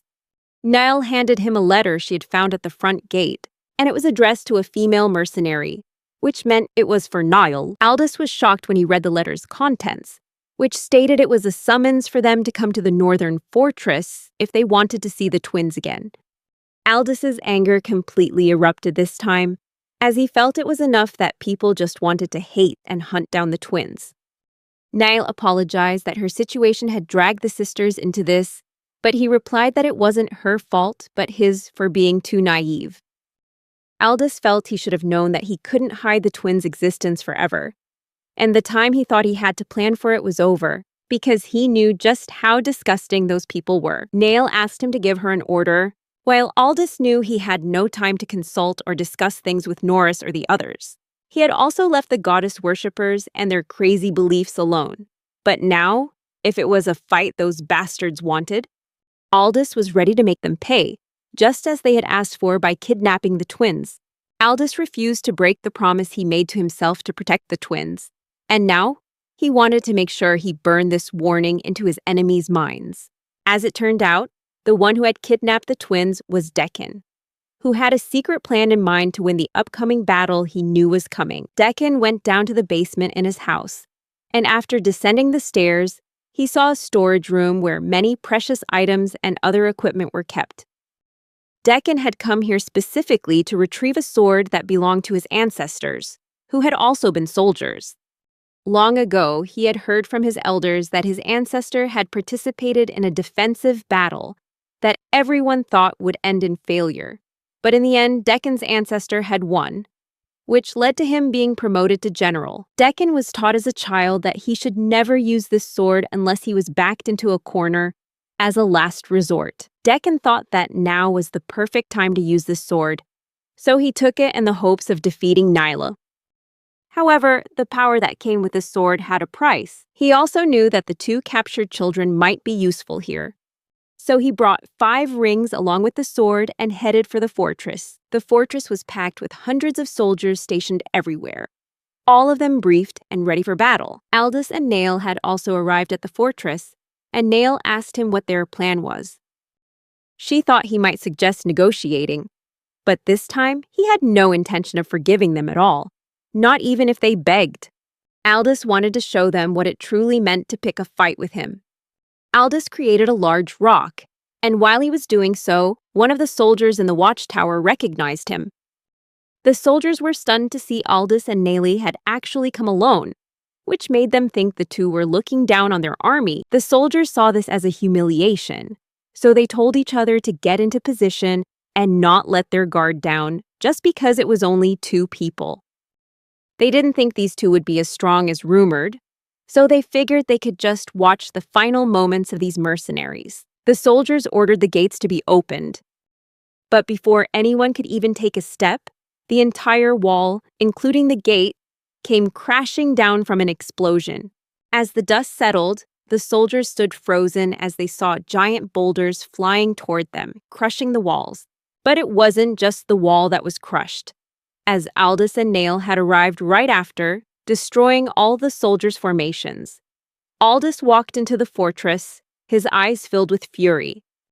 And the soldiers still thought they had a chance, even after witnessing such a spectacle. Nail immediately recognized Decken, as she knew who he was, and Decken, in turn, warned Nail and Aldous that they wouldn't be getting out of there alive. Aldous asked Naila if Decken was the person she'd mentioned earlier, and she confirmed that he was. Decken stood there with a smirk on his face, seeing that Aldous and Nail weren't running away. Before Decken could say another word, a sword thrown by Aldous lightly grazed his neck, causing him to panic and scream about what the hell Aldous had just done. Aldous said that was just the beginning, as he had no intention of letting the ones who touched the twins get away with a mere scratch. Decken screamed that he was the one in charge here, and ordered all the archers to fire at Aldous, with none of them allowed to miss. The archers obeyed, and Decken declared this would be the last time he'd have to look at Nail's unpleasant face. Aldous and Nail paid no mind to the arrows flying toward them. Because it was a simple task for Nail to make all the arrows swirl around her, while Aldous used his magic to counter-attack by twisting metal blades formed from his magic. The metal shards flew straight into the wall, leaving a massive crack, causing the entire wall to tremble and collapse. A quarter of the soldiers on the wall tried to escape to no avail, and just like that, a quarter of the army was eliminated. Decken couldn't believe Aldous' power was so immense. Aldous told him that was just a section of the wall, and that the entire fortress would be next. Soon, he said, everyone here would find themselves buried in rubble. Aldous demanded they return the twins, but Decken refused to admit defeat in any way, so he ordered the mages to attack Aldous. Their combined spells were certainly more powerful than any ordinary attack, but for Nail and Aldous, it was a simple matter to block them with their magic barriers. Nail told them it was useless, while Decken couldn't stand the sight of Nail remaining unharmed. He told his soldiers they were fighting a woman, who was just a mage at best. So he sent the melee soldiers into the fray. Before Nail could cast an offensive spell, the melee troops charged toward Aldous and Nail, but they had no idea that Aldous and Nail were actually exceptional at close-quarters combat. In fact, it was their specialty. Aldous told Nail that he wouldn't be holding back this time, and then warned the soldiers to only come at him if they no longer wished to live. Aldous used his sword magic to sever the arms of those who came at him with swords. And as for those with spears, Aldous dodged their thrusts and cut off their legs without a hint of mercy. Aldous continued his brutal rampage, killing one soldier after another, while Nail did the same on her end. The soldiers started thinking that taking these two down would be a great achievement, a perfect opportunity for a promotion. Aldous noticed the soldiers rushing him were driven by greed for promotion, and he gave them a deathly glare. He made it clear they deserved no mercy. Aldous beheaded the soldiers, making a gruesome example out of them for the others, so that they wouldn't dare to attack. By this point, Aldous and Neili had killed so many soldiers that no one dared to charge in and throw their lives away. Deccan could not only see the fear in the eyes of the soldiers around him, but he also felt that same terror in his own heart. As Aldous stepped forward, he leaped straight over Deccan. Deccan realized that Aldous was the one with true power. As Aldous landed behind him, he proved his strength, making Deccan's advantage in numbers completely meaningless. Aldous stood before Deccan, sword magic swirling around his blade, and asked if he'd rather he destroy the very ground beneath their feet, or if he would return the twins. Deccan desperately shouted that he wasn't afraid of threats from some guy who had defied the army. He saw Aldous and Neil as criminals and said they had no place left in Thoria. Aldous told him that Deccan was the real criminal, and that it was unbelievable to hear such words from the one who kidnapped innocent children. Deccan replied that the children he kidnapped were not innocent, as everyone knew that the existence of twins was an impurity in itself and a sin declared by the goddess. Aldous argued that all this nonsense should end. Just because someone is born a twin doesn't mean they are a sinner. Aldous yelled, asking who this goddess was to decide the fate of others. He rejected it, and everyone who believed in the goddess's words. He wondered how many twins had lived miserable lives until now just because of this goddess. If he couldn't save all the children in this world, Aldous was determined to save the ones right in front of him. He considered all followers of the goddess his enemy and declared war on all of them, whether it was the army or some lord. Deccan called him a lowly mercenary, daring him to come at him. Aldous and Deccan clashed swords, but Aldous felt something was wrong. Aldous was pushed back by Deccan's block, which surprised him slightly since his own sword was enchanted with magic, and it should have cut through Deccan's sword. The only explanation was that Deccan's sword was also enchanted with magic. Deccan warned Aldous that he would now experience the power of the demon sword, passed down from his ancestors along with his very body. Aldous tried to gauge Deccan's movements in battle, and it seemed Deccan's physical abilities had improved as well. However, Aldous didn't feel anything different, except when Deccan attacked. Aldous began to strategize while throwing out a few feints. Deccan blocked them with his sword, telling Aldous that his sword magic was just that, magic, so it wouldn't do much against true power. Aldous quickly leapt backward, and decided to try a different approach, creating sharp stones with his magic and launching them at Deccan. Deccan quickly held his sword straight, and it began to absorb all the stones. Or more accurately, the sword absorbed Aldous's magic. Now, Deccan made his move, swinging his sword with magical power. Upon impact with Aldous's sword, Aldous noticed his own magic was also being absorbed by the longsword. He quickly retreated to break contact. Deccan didn't want to give Aldous any time to rest, so he launched a long-range magical slash from his sword. Aldous used a magic shield to block it, but to his surprise, his shield was shattered by the blow, and the attack grazed past his side. Aldous felt a slight cut, then saw his own blood dripping from his cheek. He now had a clear idea of how Deccan's sword absorbed magical attacks and magic from weapons, then converted it into offensive power to use in return. Aldous noticed Deccan's sword was no longer glowing, which made him think its magic might have been depleted. So he decided to continue the fight, but this time without using any magic, relying only on pure swordsmanship to defeat Deccan. Deccan laughed as if it were a joke to think he could be defeated in swordsmanship. Aldous reminded him that he was never a mage to begin with. The two clashed again, their blades ringing out loudly. And as the sword fight continued, Aldous tried to find a good opening, but Deccan was still able to keep up with his moves and tactics. But then Aldous used his speed to his advantage to create a wound on Deccan, but Deccan blocked it with the flat of his blade. Aldous was surprised to find himself pushed back again. He had been avoiding enchanting his sword so far, because if he fought with magic, his own sword would be quickly broken. Aldous decided to focus everything he had on overwhelming Deccan with his speed, and unleashed a series of consecutive slashes just a split second apart. Deccan struggled to hold his ground and was finally pushed back despite blocking all of Aldous' attacks. As he was pushed into a corner, Deccan grew desperate, so he unleashed the power of his sword, which he had been holding as his trump card. Aldous was astonished and wondered where Deccan was getting this magical power from. Deccan wasted no time attacking Aldous with the sword's magical power, and since it was a direct hit, Aldous had to use multiple barriers to protect himself. Deccan yelled at Aldous that he should keep wondering about the source of his power while he finished him off. Just then, Nail appeared from behind Deccan and launched a surprise attack on his back. But before Deccan could even realize it, his longsword had absorbed Nail's attack. Nali couldn't believe this was happening, while Deccan remembered that she was his main target, so he had to finish her off first. He attacked Nail with the same move as before, and she couldn't understand how he had gotten so much stronger. Aldous tried to approach Deccan from his blind spot, but Deccan noticed and redirected his attack at Aldous. Aldous dodged the attack, but he knew this amount of magical energy definitely wasn't coming from Deccan himself. Then he heard someone scream, and one of the mages from Deccan's army was in agony as his magical power was being drained too quickly. The man looked miserable, and Aldous had never seen anyone in such a state.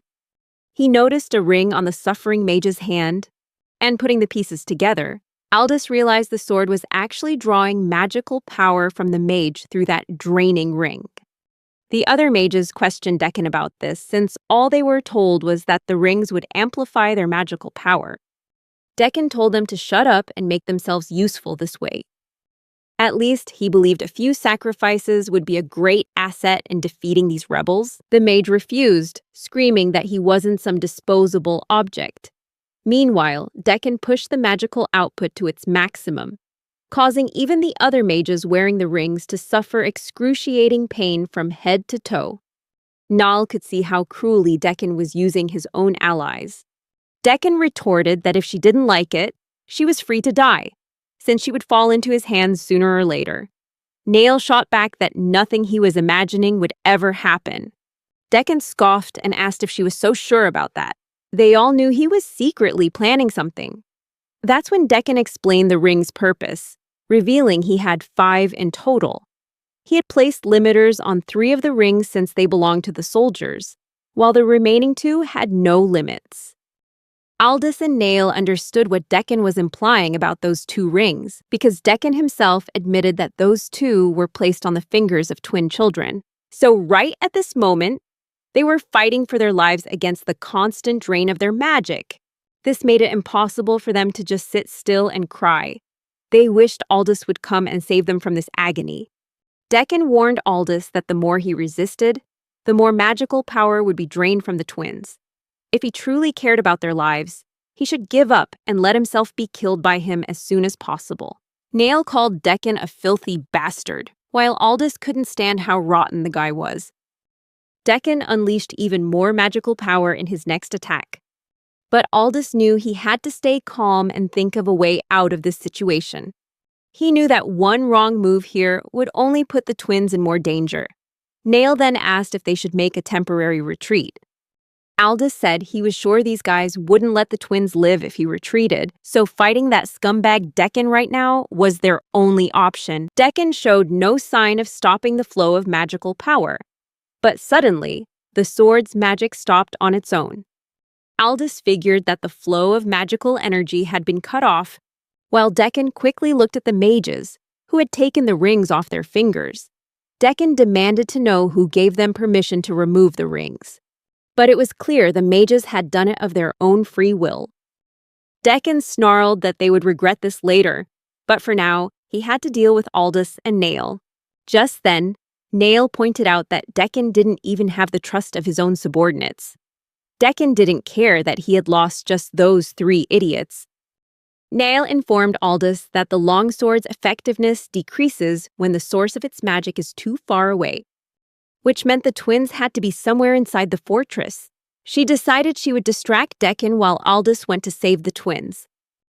But Aldous knew he should be the one to distract Deccan, since he ultimately had a much larger magic supply than she did. Aldous created a massive amount of sharp rocks in the air and fired them all at Deccan at once. Deccan rendered Aldous' attack useless. as his sword simply absorbed all the magic projectiles.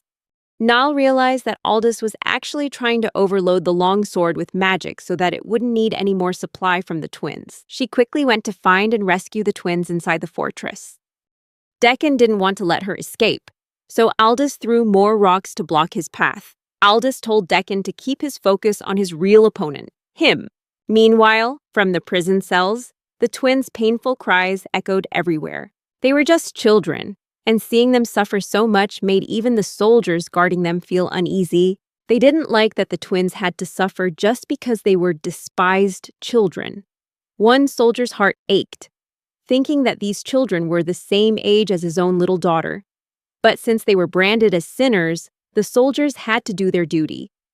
Another soldier asked what they were really doing there, locking up young and innocent children in a cell. The first soldier had nothing to say, because he knew that no matter how they felt, their superiors wouldn't forgive them if they disobeyed orders.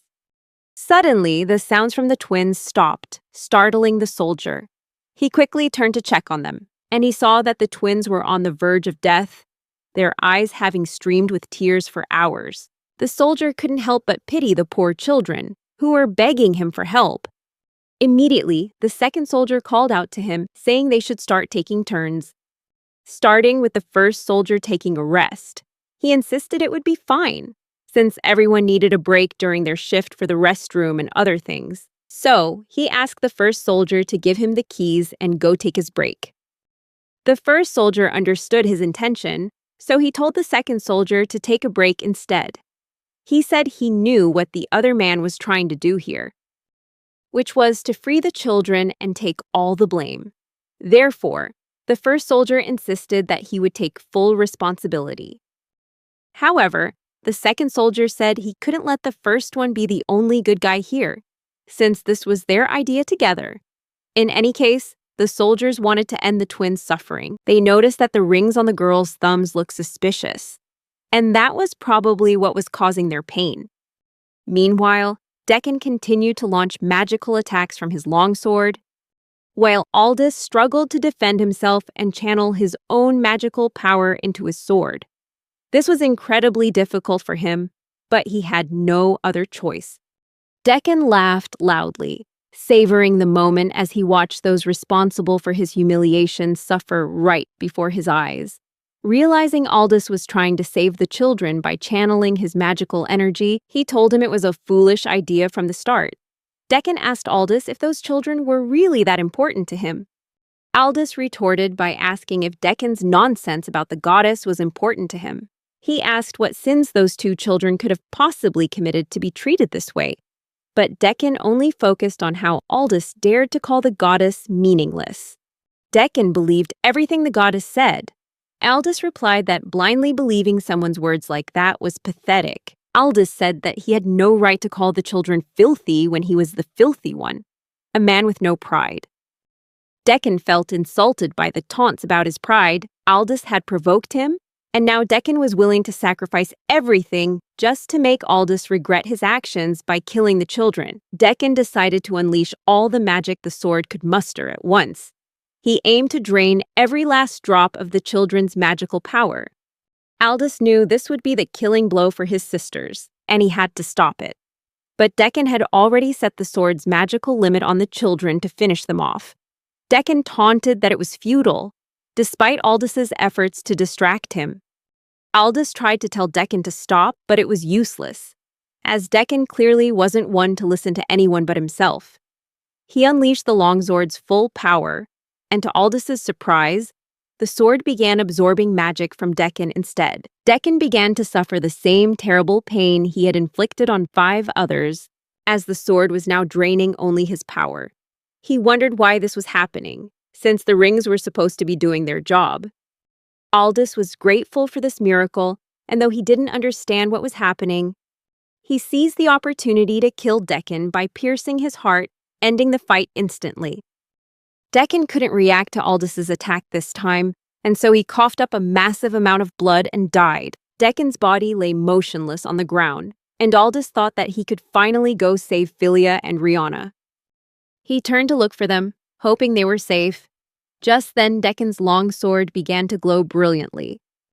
Aldous saw the sword's magical power was about to explode. In the next moment, the entire castle began to detonate from the released energy. A few moments earlier, the soldiers guarding Philia and Rihanna were confused about what to do with the rings. They figured they would report later that the rings had fallen off after the children collapsed. But removing the handcuffs would surely get them in trouble. Just then, the impact of the explosion began to shake the prison ceiling, and they realized they had to get out of there immediately. So the soldiers tried to remove the girls' handcuffs, but they were out of time as the prison walls began to crumble. The soldiers decided to protect the girls with their own bodies instead of running away. And just like that, the fortress continued to collapse for several minutes.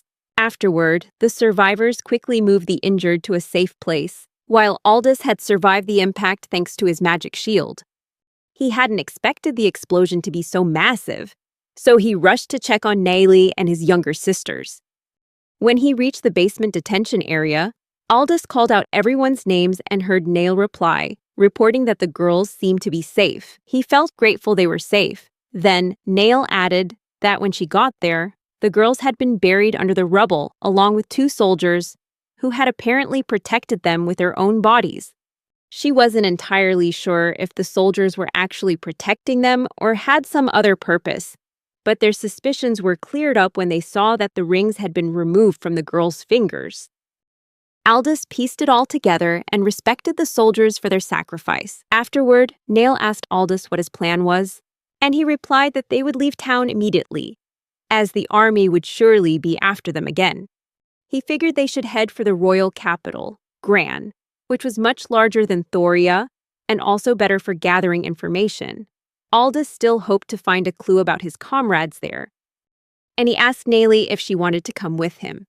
Nayli confessed that her very life was sworn to him. Hearing that, Aldous felt incredibly grateful to have Nail by his side to help him through the situation. After all, he had once thought he could manage everything himself without anyone else getting involved. But now, after this incident and seeing the look on Philia's face, Aldous understood that having Nail with him was crucial for ensuring the twins' safety. He smiled and told her to keep following him, feeling the warmth of the lives he now had to protect.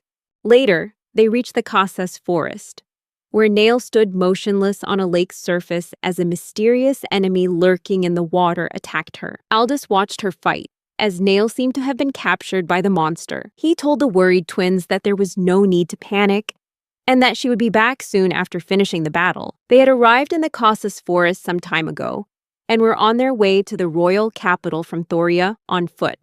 The twins asked him if they weren't going to the capital, and he replied that he was waiting to see how the incident in Thoria would be reported. He mentioned that they might even be forced to leave the country, which wouldn't be surprising after what they had done. Aldous wished he'd had at least a little time to explain things to Ted and the others.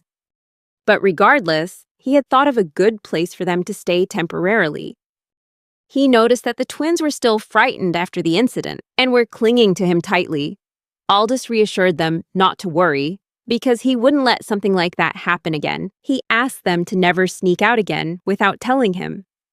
Then he used magic to chop down the trees around them, making the area much more spacious and brighter than before. Now, he asked Nail to take care of any dangerous monsters nearby, while also making sure to hunt some animals for their meal. Nal went out as requested, and Aldous told the twins he was going to build a house. The twins were excited to see how he would do it, and Aldous started by creating the foundation for the house. Aldous uprooted the trees in a certain area, and then used his earth magic to build a flat foundation. After that, he processed the wood he had cut down to quickly build a house. However, at that very moment, a monster appeared from behind the bushes, and just as it was about to attack Aldous, a sword pierced the monster, killing it instantly, while ensuring that the construction of the house was not interrupted. The twins watched the process with curiosity and joy. And before long, the house was finished. However, it looked more like a warehouse than a house, and Aldous thought he should improve its shape a bit. At the same time, Nayli returned from her hunt, carrying the animals Aldous had asked for. She reported to Aldous that there weren't many dangerous monsters, so they could start preparing their meal. Aldous liked the sound of that, but then he heard a sound coming from the lake behind them. There were bubbles rising from the water's surface, and Nele also sensed a faint magical presence from something below. A monster, with thick tree roots for limbs, quickly emerged from the water, terrifying the twins. As the monster targeted the bears Nele had hunted, and it dragged them into the water with it. Aldous noted that the monster looked large, based on its shadow. Nele noticed that Aldous was busy with the twins, so she decided to take on the monster herself. And so, she dove into the fight without a hint of fear. Everyone could see that the monster was making a racket and looked absolutely disgusting. So without a moment's hesitation, she used ice magic to freeze its roots, binding and shattering them. The monster roared in agony as it felt the pain from its destroyed limbs. Nile wanted to end this quickly, so to counter the monster's incoming attacks, she blocked them with her defensive magic. At the same time, she aimed for the monster's core.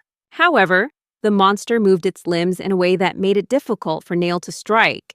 She realized this creature seemed to have some intelligence. Nile thought about how to finish it fast, and since her light magic wouldn't be effective while she was in the water, she still needed to find a way to destroy the monster quickly. Nile decided she first had to get the monster out of the lake. And so she fired her light magic not at the monster, but at the ground beside it. The monster was blasted away by the force of her attack and was soon out of its watery domain. Nile seized the perfect opportunity to attack, freezing the monster, and simultaneously using heat magic to boil it from below. Everyone saw the monster rise from the lake's surface, and moments later, it was impaled by multiple beams of light magic that could only have come from Nile. The monster was completely obliterated, its blood splattering across the surface of the lake. Soon after, Nile emerged from the lake, drenched in the red water. She informed Aldous that the water was now unusable.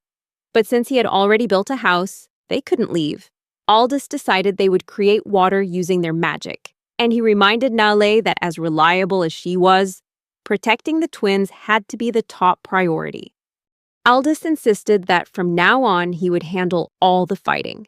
Nale obeyed his command, as always. And it was then that Aldous felt he should ask her more about herself. What were her goals? Or at least, why did she choose to serve him? He knew that he hadn't told her about himself either. Nile then replied that the reason she serves him is the same as the reason the sun and moon exist. She believes it to be a natural state of being. Aldous had hoped for a more straightforward answer, but Nale said that she'd already answered his question. If he wasn't satisfied with it, then he should be more specific with his question. There was something Aldous had been wanting to ask her for a while, so he asked if she chose to serve him because she knew something about him. Nala replied that all she knew of him was the power she'd witnessed firsthand, and nothing more. Aldous figured that if that were true, it would only be natural for her to be at least a little curious about him. Aldous asked if she was okay serving someone she knew nothing about. Nal replied that her duty was to seek out the strongest lord to serve, and to make her decision based on that. Everything else was trivial to her. Having said her piece, she returned to her watch. Meanwhile, Philia asked Aldous if they could go to bed. As it was getting late, Aldous stayed with the girls, his gaze falling on Nale, who was ever devoted to her duty. Aldous knew that he could trust Nale's word, and he also got the sense that she was a native of this world, unlike him. And yet, her power was nearly on par with his. The difference was she was born here, while Aldous came from another world, an outsider. Aldous thought that he probably wouldn't get any answers about his own situation, which meant he was still at square one. Meanwhile, deep in the forest, some sort of viscous liquid was stuck to the trees in several places, near a structure that had clearly been there for centuries. After that, they were able to spend a few peaceful days, and Aldous felt that enough time had passed. He got ready and told the girls that he was going out for a bit and would be back as soon as he could. The girls agreed, and then Aldous told Nale he was leaving the house and the girls in her care. She accepted the order. The twin girls waved goodbye to Aldous. After Aldous left, Philia and Rihanna decided to play in the yard, and they asked Nale if she wanted to play with them. Nyla had never played with children before, but she agreed to join them and asked what they would play. Meanwhile, Aldous headed for Gran, the capital of the Nogris Kingdom. It was also the kingdom's largest city, with a population of up to 300,000 people. The city had grown since ancient times through trade, and now it was a place where people, products, and all sorts of things could be found, allowing the kingdom to thrive on its own. At one of the city's eateries, a young information broker named Cesare was busy serving clients. Another client came to see him, this time to thank him for the quality of his information. Then, Aldous approached Cesare, asking if he was the information broker, and Cesare confirmed that he was. Aldous sat down without introducing himself to Cesare, which made him wonder. Aldous replied that it wasn't necessary, and then asked Cesare how much he would have to pay for some information. Cesare seemed very enthusiastic as he asked Aldous what information he was looking for. Aldous replied that he wanted to know about the woman who often appeared on the road from Thoria. Cesare tried to analyze Aldous, as this wasn't a topic just anyone would ask about.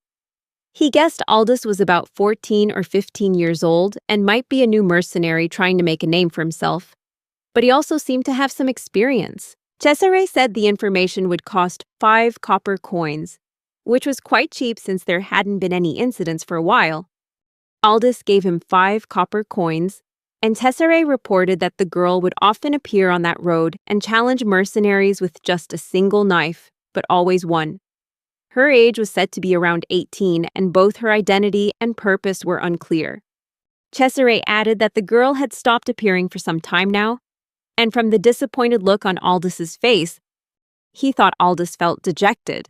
However, Aldous asked if Cesare could track her down. Cesare stopped him and said that any additional information would cost more money, specifically 5 silver coins. Without hesitation, Aldous gave him 5 silver coins, an act that made Cesare a little suspicious. Cesare asked Aldous if he knew about the grinder incident in Thoria, and Aldous nodded to show that he did. Cesare then said that the girl was believed to have participated in that grinder subjugation and had achieved remarkable results.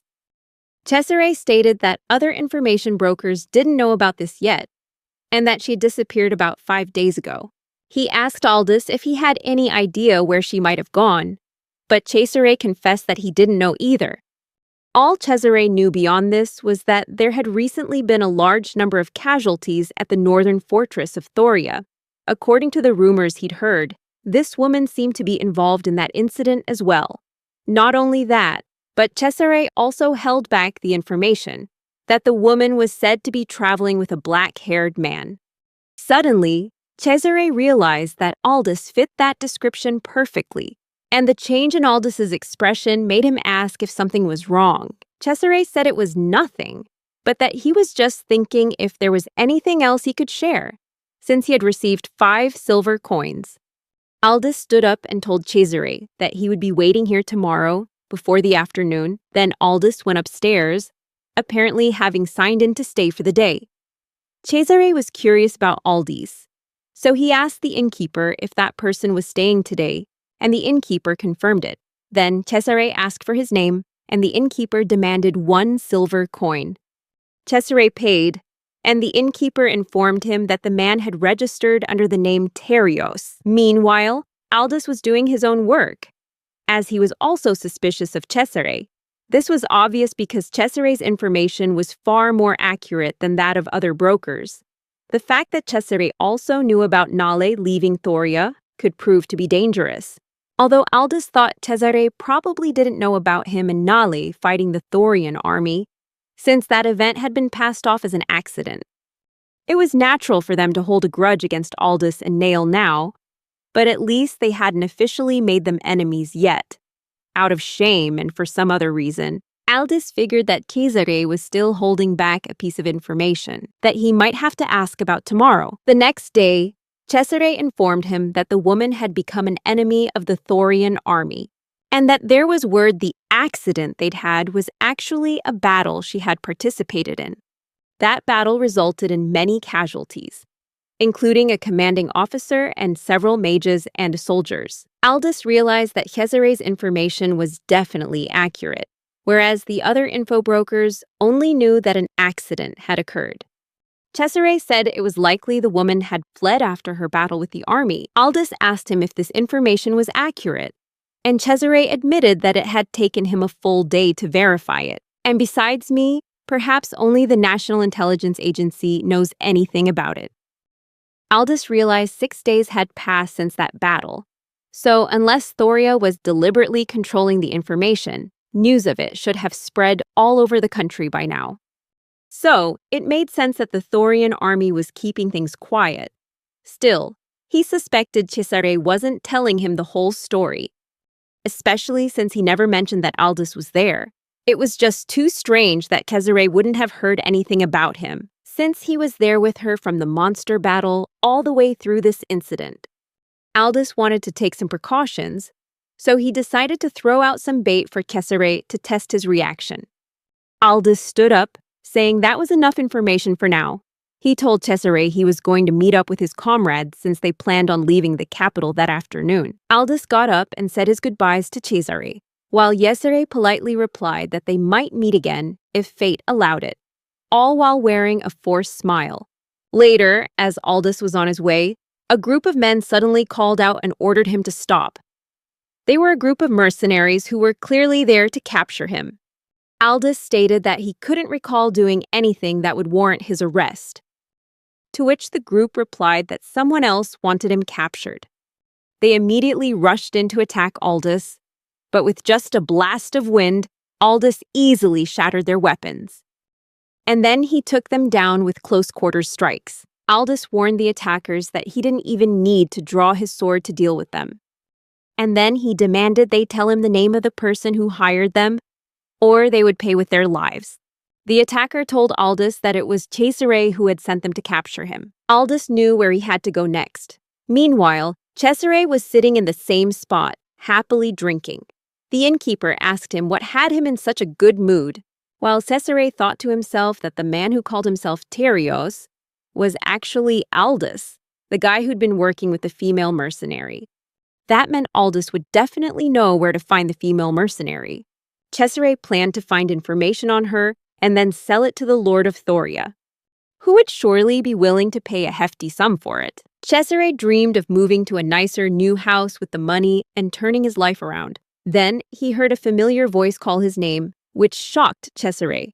It was Aldous, completely unscathed. Cesare asked, "What are you doing here? I thought you were supposed to be leaving the capital." Aldous replied that while that was his original intention, Cesare's terrible manners had brought him back. Aldous tossed the helmet of one of the men who attacked him onto the table. Cesare was shocked. He knew the men he'd sent after Aldous were highly skilled. Aldous warned Cesare that his greed would bring him nothing but trouble and that there wouldn't be a next time. Cesare understood that Aldous wasn't making an empty threat. Then, Aldous asked Cesare about a piece of information he had held back. Cesare asked for 2 silver coins for the information, and Aldous gave them to him as usual. Cesare then reported that news of the incident at the fortress had spread within Thoria, and it wouldn't be long before it reached the capital. Cesare confirmed that the Lord of Thoria hadn't announced anything about the incident, but he had no intention of letting those who had tarnished his image get away. Aldous realized that mercenaries might have already started looking for him, and Cesare could very well be one of them. Cesare claimed he was just in it for the money, and that the intel he had on the ones who wiped out the army at the fortress was that they were defeated by just 2 people, a young female mercenary and a man in violet. He said that those 2 might have had more allies, and that Aldous shouldn't underestimate his skills as an informant. But that wasn't all. Cesare then mentioned that the Thorian lord didn't care about the twins. His focus was solely on the 2 mercenaries. Aldous was shocked to hear the twins mentioned, and he asked Cesare if that was all the information he had. Cesare confirmed it was. And when he asked Aldous what he wanted to know next, Aldous slammed his hand on the table, threatening that if Cesare ever revealed any information about the twins, he would personally hunt him to the ends of the earth and kill him. Cesare found this threat even more terrifying than the last. In a trembling voice, he said that kind of information was bound to get out eventually, so Aldous' threat was meaningless. Aldous didn't care how it sounded. He just wanted to keep Cesare under his thumb. Aldous didn't trust him one bit. The fact that Cesare's talent as an informant was undeniable only made him that much more valuable in Aldous' eyes. Aldous then fed Cesare a lie, saying that the mercenaries who fought the Thorian army had shown up in the capital 3 days ago and had since left, heading toward the Empire. Cesare asked Aldous what he meant by that, and Aldous simply replied that he was providing him with information.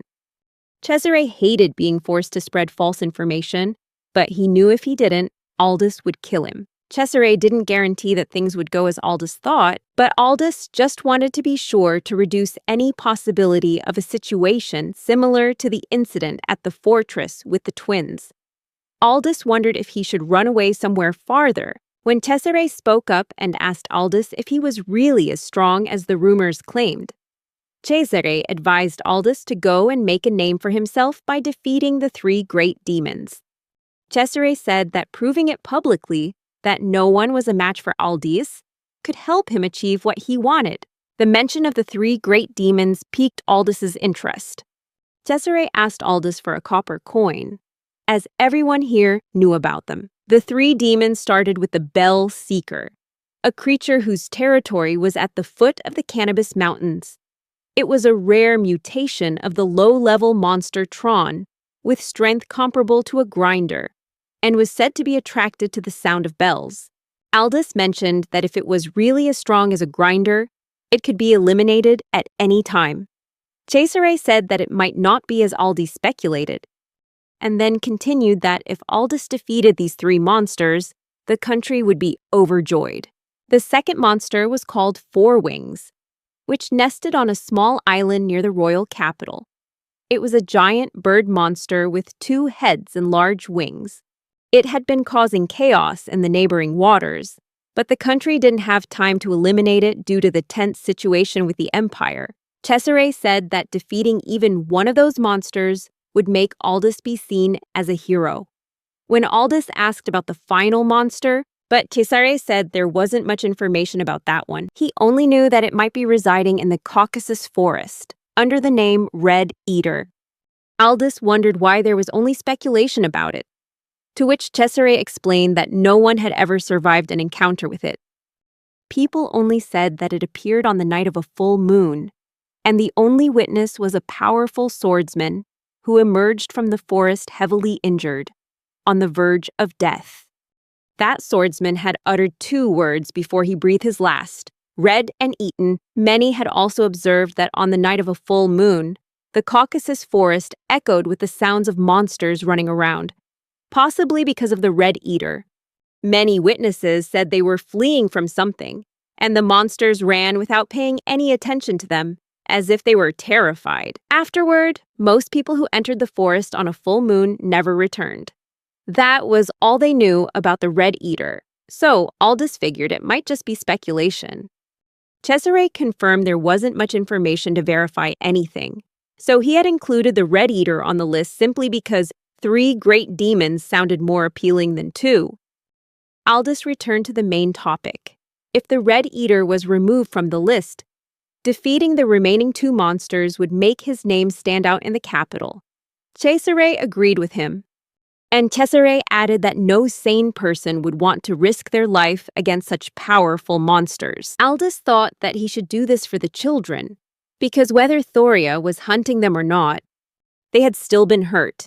If being with Aldous was the safest place for them, then standing out might not be a bad idea. Then he asked if Cesare would be here in the evening, and when Cesare said yes, Aldous said that he would see him again in the evening, as everything would be over by then. Cesare only just realized that evening was approaching, so he agreed. But then he suddenly registered the last part and wondered what Aldous had just said. Meanwhile, in the mountains, some adventurers seemed to be carrying out a quest, and they were very relaxed. Because all they knew was that bell seekers only reacted to the sound of metal, they had no choice but to head in this direction, as the herbs required for their quest could only be found in these areas. He also reassured the others that they were unlikely to encounter any tragedy. But then one of them slipped, and they realized that the person's luggage was making a metallic sound as it got caught on a bell attached to a corpse. The others guessed it was probably someone who had tried to take on the bell seeker. But now, thanks to that corpse, they were all about to die because the bell seeker had appeared at the sound of the bell. All the adventurers were now doomed, as they knew the bell seeker wouldn't let them live for long. As the bell seeker charged towards one of them, the others tried everything to stop the monster. But nothing they did could stop it or even put a scratch on the bell seeker, as its body was too hard. The bell seeker threw the shield bearer away with just one attack, simultaneously crushing the shield with its powerful fangs. None of them had any strength left to fight or any hope of survival. Then at that moment, Aldous finally arrived and threw his sword towards the bell seeker. He felt lucky to have found the bell seeker without having to lure it out with a bell. And now, it was a battle between Aldous and one of the three great monsters. The adventurers tried to warn Aldous to stay away from this dangerous monster. But Aldous replied that he already knew that as he jumped down to them from the cliff. The bell seeker didn't hesitate to attack Aldous immediately. Aldous didn't hold back this time, even though people were watching him. He sliced off one of the bell seeker's legs without any difficulty. And the adventurers were astonished by his extraordinary power. Bell seeker fell, and Aldous wanted to finish this monster off quickly. Then Bell seeker let out a scream, and everyone was surprised to see it regenerate its leg in the blink of an eye before vanishing from their sight. But for Aldous, he could easily keep up with Bell seeker's invisibility. He moved around, using his magical energy to sense its location. The adventurers were witnessing a battle on a level they had never seen before. Aldous took a firm stance, and as he aimed at Bell seeker with intense concentration, he tracked its movements and successfully stabbed it with his sword. Aldous stabbed his sword into the monster's mouth to keep it from moving. After that, all he needed to do was chop it into pieces so small that it couldn't regenerate. The adventurers could only see Aldous's swords, empowered by magic flying through the air, hacking Bell seeker to pieces like a common side of meat. Aldous left Bell seeker's head intact, as he wanted to keep it as proof of its extermination. Thinking that might not be enough, Aldous burned the rest of the monster's corpse to ashes. He thought that would suffice, and the adventurers witnessed everything he did from up close. Afterward, Aldous took only Bell seeker's head and went on to find the next monster. One of the adventurers asked for his name, and he proudly introduced himself as Aldous before leaving. Next, he soared into the sky using flight magic and arrived at the island surrounding the royal capital, which was said to be the home of the next great monster. While assessing the surrounding area, Aldous suddenly noticed something in the sky. A large shadow suddenly attacked him. Aldous dodged just in time and realized that this large bird must be the Four Wings monster, as its description perfectly matched what he knew. This monster was larger than Aldous had anticipated, but he had no time to think, as the monster had no intention of waiting for him. It attacked immediately. Aldous dodged the next attack and noticed the monster begin to gather magic around its wings. Four Wings launched a wind magic attack toward Aldous, which he blocked with his magic shield. Aldous realized that this attack would make it harder to get close to Four Wings, so he planned to launch fire spears at its wings, but his spells didn't have the necessary range to reach the monster. While Four Wings was recharging, Aldous was surprised to realize the monster was firing powerful electric shocks at him. Aldous guessed this was like light magic, with the ability to reach its target instantly. However, it was hard to predict where the electric shocks would appear. He tried to dodge, but the electric attacks always surrounded his magic shield. Aldous understood why ships couldn't withstand this monster's attacks. To defeat it, he needed to close the distance. First, he needed to make the electric attacks easier to track. So, Aldous dove straight into the sea and used fire magic to heat the water, creating steam. The steam enveloped Four Wings just as he had planned, and now Aldous could easily track the subsequent electric attacks. He threw his swords and controlled them with magic to strike Four Wings' wings, dealing some damage to it. Then Aldous threw another sword, and this time he completely severed one of the monster's wings. Four Wings began to shriek in pain, while Aldous was already preparing for his next attack. The monster tried to stay balanced in the air with its remaining wings, but before it could react, Aldous shot upward and sliced off the monster's head. The mission was a clean success. Afterward, Aldous returned to the capital with the monster's heads in his hands, which left everyone around him stunned, as they couldn't believe that someone had actually taken the heads of both Bell Seeker and Four Wings. As he walked through the streets, people couldn't stop talking, while Cesare was also astonished to see the monster's heads. Aldous carried them as if it were no big deal, and he greeted Cesare as if they were old friends. Aldous asked him where he should turn in these heads to collect the reward. Cesare was stunned at first. He needed a moment to confirm that the heads truly belonged to the two great beasts, unable to believe that Aldous could have defeated them when he had only heard about them that morning. Aldous replied that it had been more than enough time, leaving Cesare speechless. Now Cesare couldn't doubt Aldous's skill, and he informed him that the heads could be taken to a guard post or the knight's headquarters to claim the reward. Everyone in the tavern stared at the strange sight until Aldous approached the server and announced that drinks were on him for everyone there today. She was shocked that he would offer up such a large sum of money, and the crowd would never turn down the offer of free alcohol. People kept asking Aldous for his name, and he happily gave it to them as they raised their glasses in a toast. The people cheered for the young man who had defeated two great beasts and toasted his name. Afterward, as soon as the news about the Bell Seeker and the Four Wings was announced, the capital buzzed with festivities. And thanks to those who had witnessed Aldous's power with their own eyes, his fame quickly spread to every corner of the city. Those who had planned to kidnap him had now given up on the idea, and this good news brought Aldous a bit of relief. Cesare was just as pleased, as he no longer had to worry about being threatened by Aldous.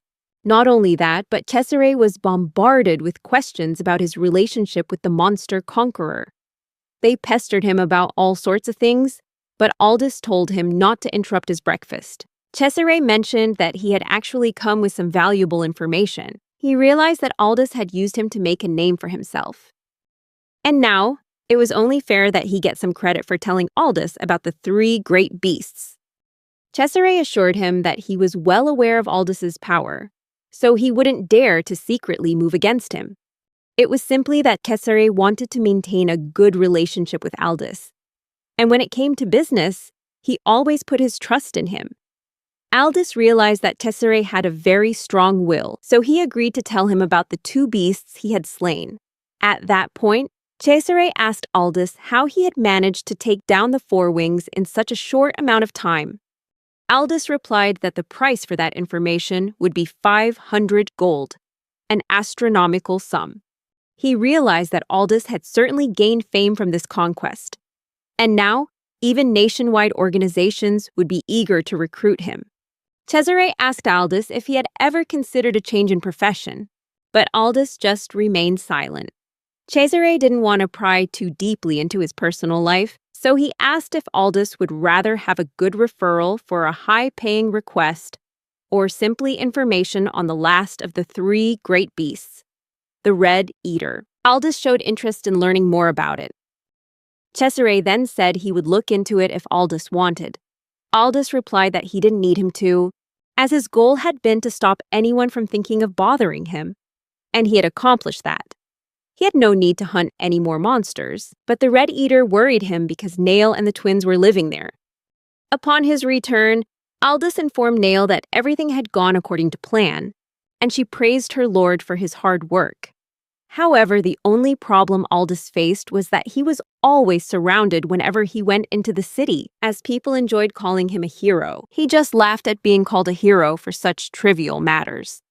Then he wondered what would happen if he were truly strong enough to become a real hero. Nail noticed his pensive mood and asked if something was troubling him. Aldous snapped out of his thoughts and told Nail about the Red Eater. There was a chance the beast would appear on the full moon in 3 days, so they needed to be on guard for it. Afterwards, Aldous wanted to spend some time relaxing since he hadn't been with the twins for a while. Just then, the two children appeared at the door. They had heard what Aldous just said and were ready to play with him. They quickly surrounded Aldous and began to play with him. Afterwards, the four of them played house together, where Aldous and Nail were the parents, and Philia and Rihanna were the children. Aldous found it difficult to keep up with the game, and the role of being a father made him even more nervous. He told Nail to say something a mother would say. And when she received the order from her lord, Nail completely changed, starting to act as if she were really the girl's mother, with Aldous as the twins' father. Nail fulfilled her role perfectly. Afterward, Aldous and Philia watered the plants together. Aldous started to feel tired, so he said he was going to rest for a bit. He realized that playing family with the kids was more exhausting than fighting, and now he needed to rest properly so he wouldn't make the same mistake as before, when he'd fallen asleep and let the girls wander off. Aldous always wondered why he'd become sleepier after coming to this world, but he figured it was probably a normal change. He used wind magic to create a makeshift bed, then added a blanket to make it as comfortable as possible. He knew Philia and Rihanna would laugh at him for his clumsiness in trying to rest like this. After a while, the twins wanted to see what Aldous was doing, and they came closer to check on him. Nail replied that he was just taking a nap. She noticed that the girls didn't seem to have recovered from their fear of strange objects yet. The two children got closer to Aldous and saw that he was fast asleep. They felt like playing a prank on him right now. So they started pulling his cheeks and playing with the headband he always wore. After a few minutes, Nail saw that the twin sisters had also fallen asleep with Aldous. And this peaceful scene was not something you'd often see in the middle of the Caucasus forest, a place teeming with monsters. She thought that these girls were truly lucky that Aldous had taken them in. And while the amount of suffering humans had to endure was immeasurable, the fact that he'd extended a helping hand to two children who just happened to appear before him was truly meaningful. She was sure Aldous hadn't thought twice about taking the sisters in, and his kindness was truly admirable. She felt happy for them as she placed a blanket over the girls. She was also content to focus on her mission of protecting the two sisters. But she was eagerly waiting to see what kind of life these two sisters would lead under her master, Aldous, who would be their guide. Suddenly, she felt she'd thought too much. Then, Nail noticed something on Aldous's forehead. Under his headband, there seemed to be a mark that Nail knew for certain must be hidden for some reason. She adjusted the band on his forehead and continued her mission of protecting them. Meanwhile, it seemed that somewhere in the Caucasus forest, another danger was about to strike, and it wasn't just a single entity, but hundreds of different creatures forming from a location that resembled a laboratory or research center. Inside, a completely transparent female creature seemed to be waiting for something, the full moon. Tonight was the night of the full moon, and the forest seemed to feel different than on other normal days. Aldous lay in his bed, sensing that something was wrong outside. Nail came and informed him that there were strange noises coming from outside the forest. They both sensed something approaching them from within the forest. It was actually beasts and monsters. Individually, they weren't very strong, but with such an unusual number of them all together, Aldous knew he had to do something. He tasked Nail with looking after the twin girls and told her to escape into the sky if things got too dangerous. Then, Aldous headed into the forest under the full moon to see what was in his way. He noticed the monsters had gotten very close, and immediately a hound appeared in his sight. Aldous noticed the hound's eyes weren't looking at him, but he had to cut it down right here and now anyway. Aldous knew these monsters weren't actually dangerous since they couldn't see him, or perhaps they were just trying to flee. Nevertheless, Aldous still finished off the hounds and wondered what had made them so wary. Before long, it wasn't just one or two hounds, but a whole pack of monsters coming from the forest. Aldous could handle them easily, but the problem was that if he used large-scale magic here, it would attract too much attention. Besides, these monsters were fleeing from something, so he flew up and headed back towards his home. There, Nail was already in the air with the twin girls in her arms. Aldous apologized for not being able to stop them. They all agreed that it couldn't be helped, as the scale of this monster stampede was unprecedented. they had no choice but to get away from their home, which was now being trampled by the massive horde of monsters, destroying everything they had built over the past few days. The twin girls were terrified as they watched their home being destroyed like that. And that scene lasted for some time until everything turned to ash. Aldous knew he couldn't do anything about it. Then he heard the sobbing of the little girls, who were crying after losing their home once again. Aldous went closer and reassured them that everything would be all right, and that they could rebuild everything. Looking at the ruins left below, he had his worries, but thankfully, Nail had buried their belongings deep underground. Aldous noticed some monsters down there in the rubble, creatures that had lost their balance and died from being trampled by their own kind. However, it seemed too quiet now.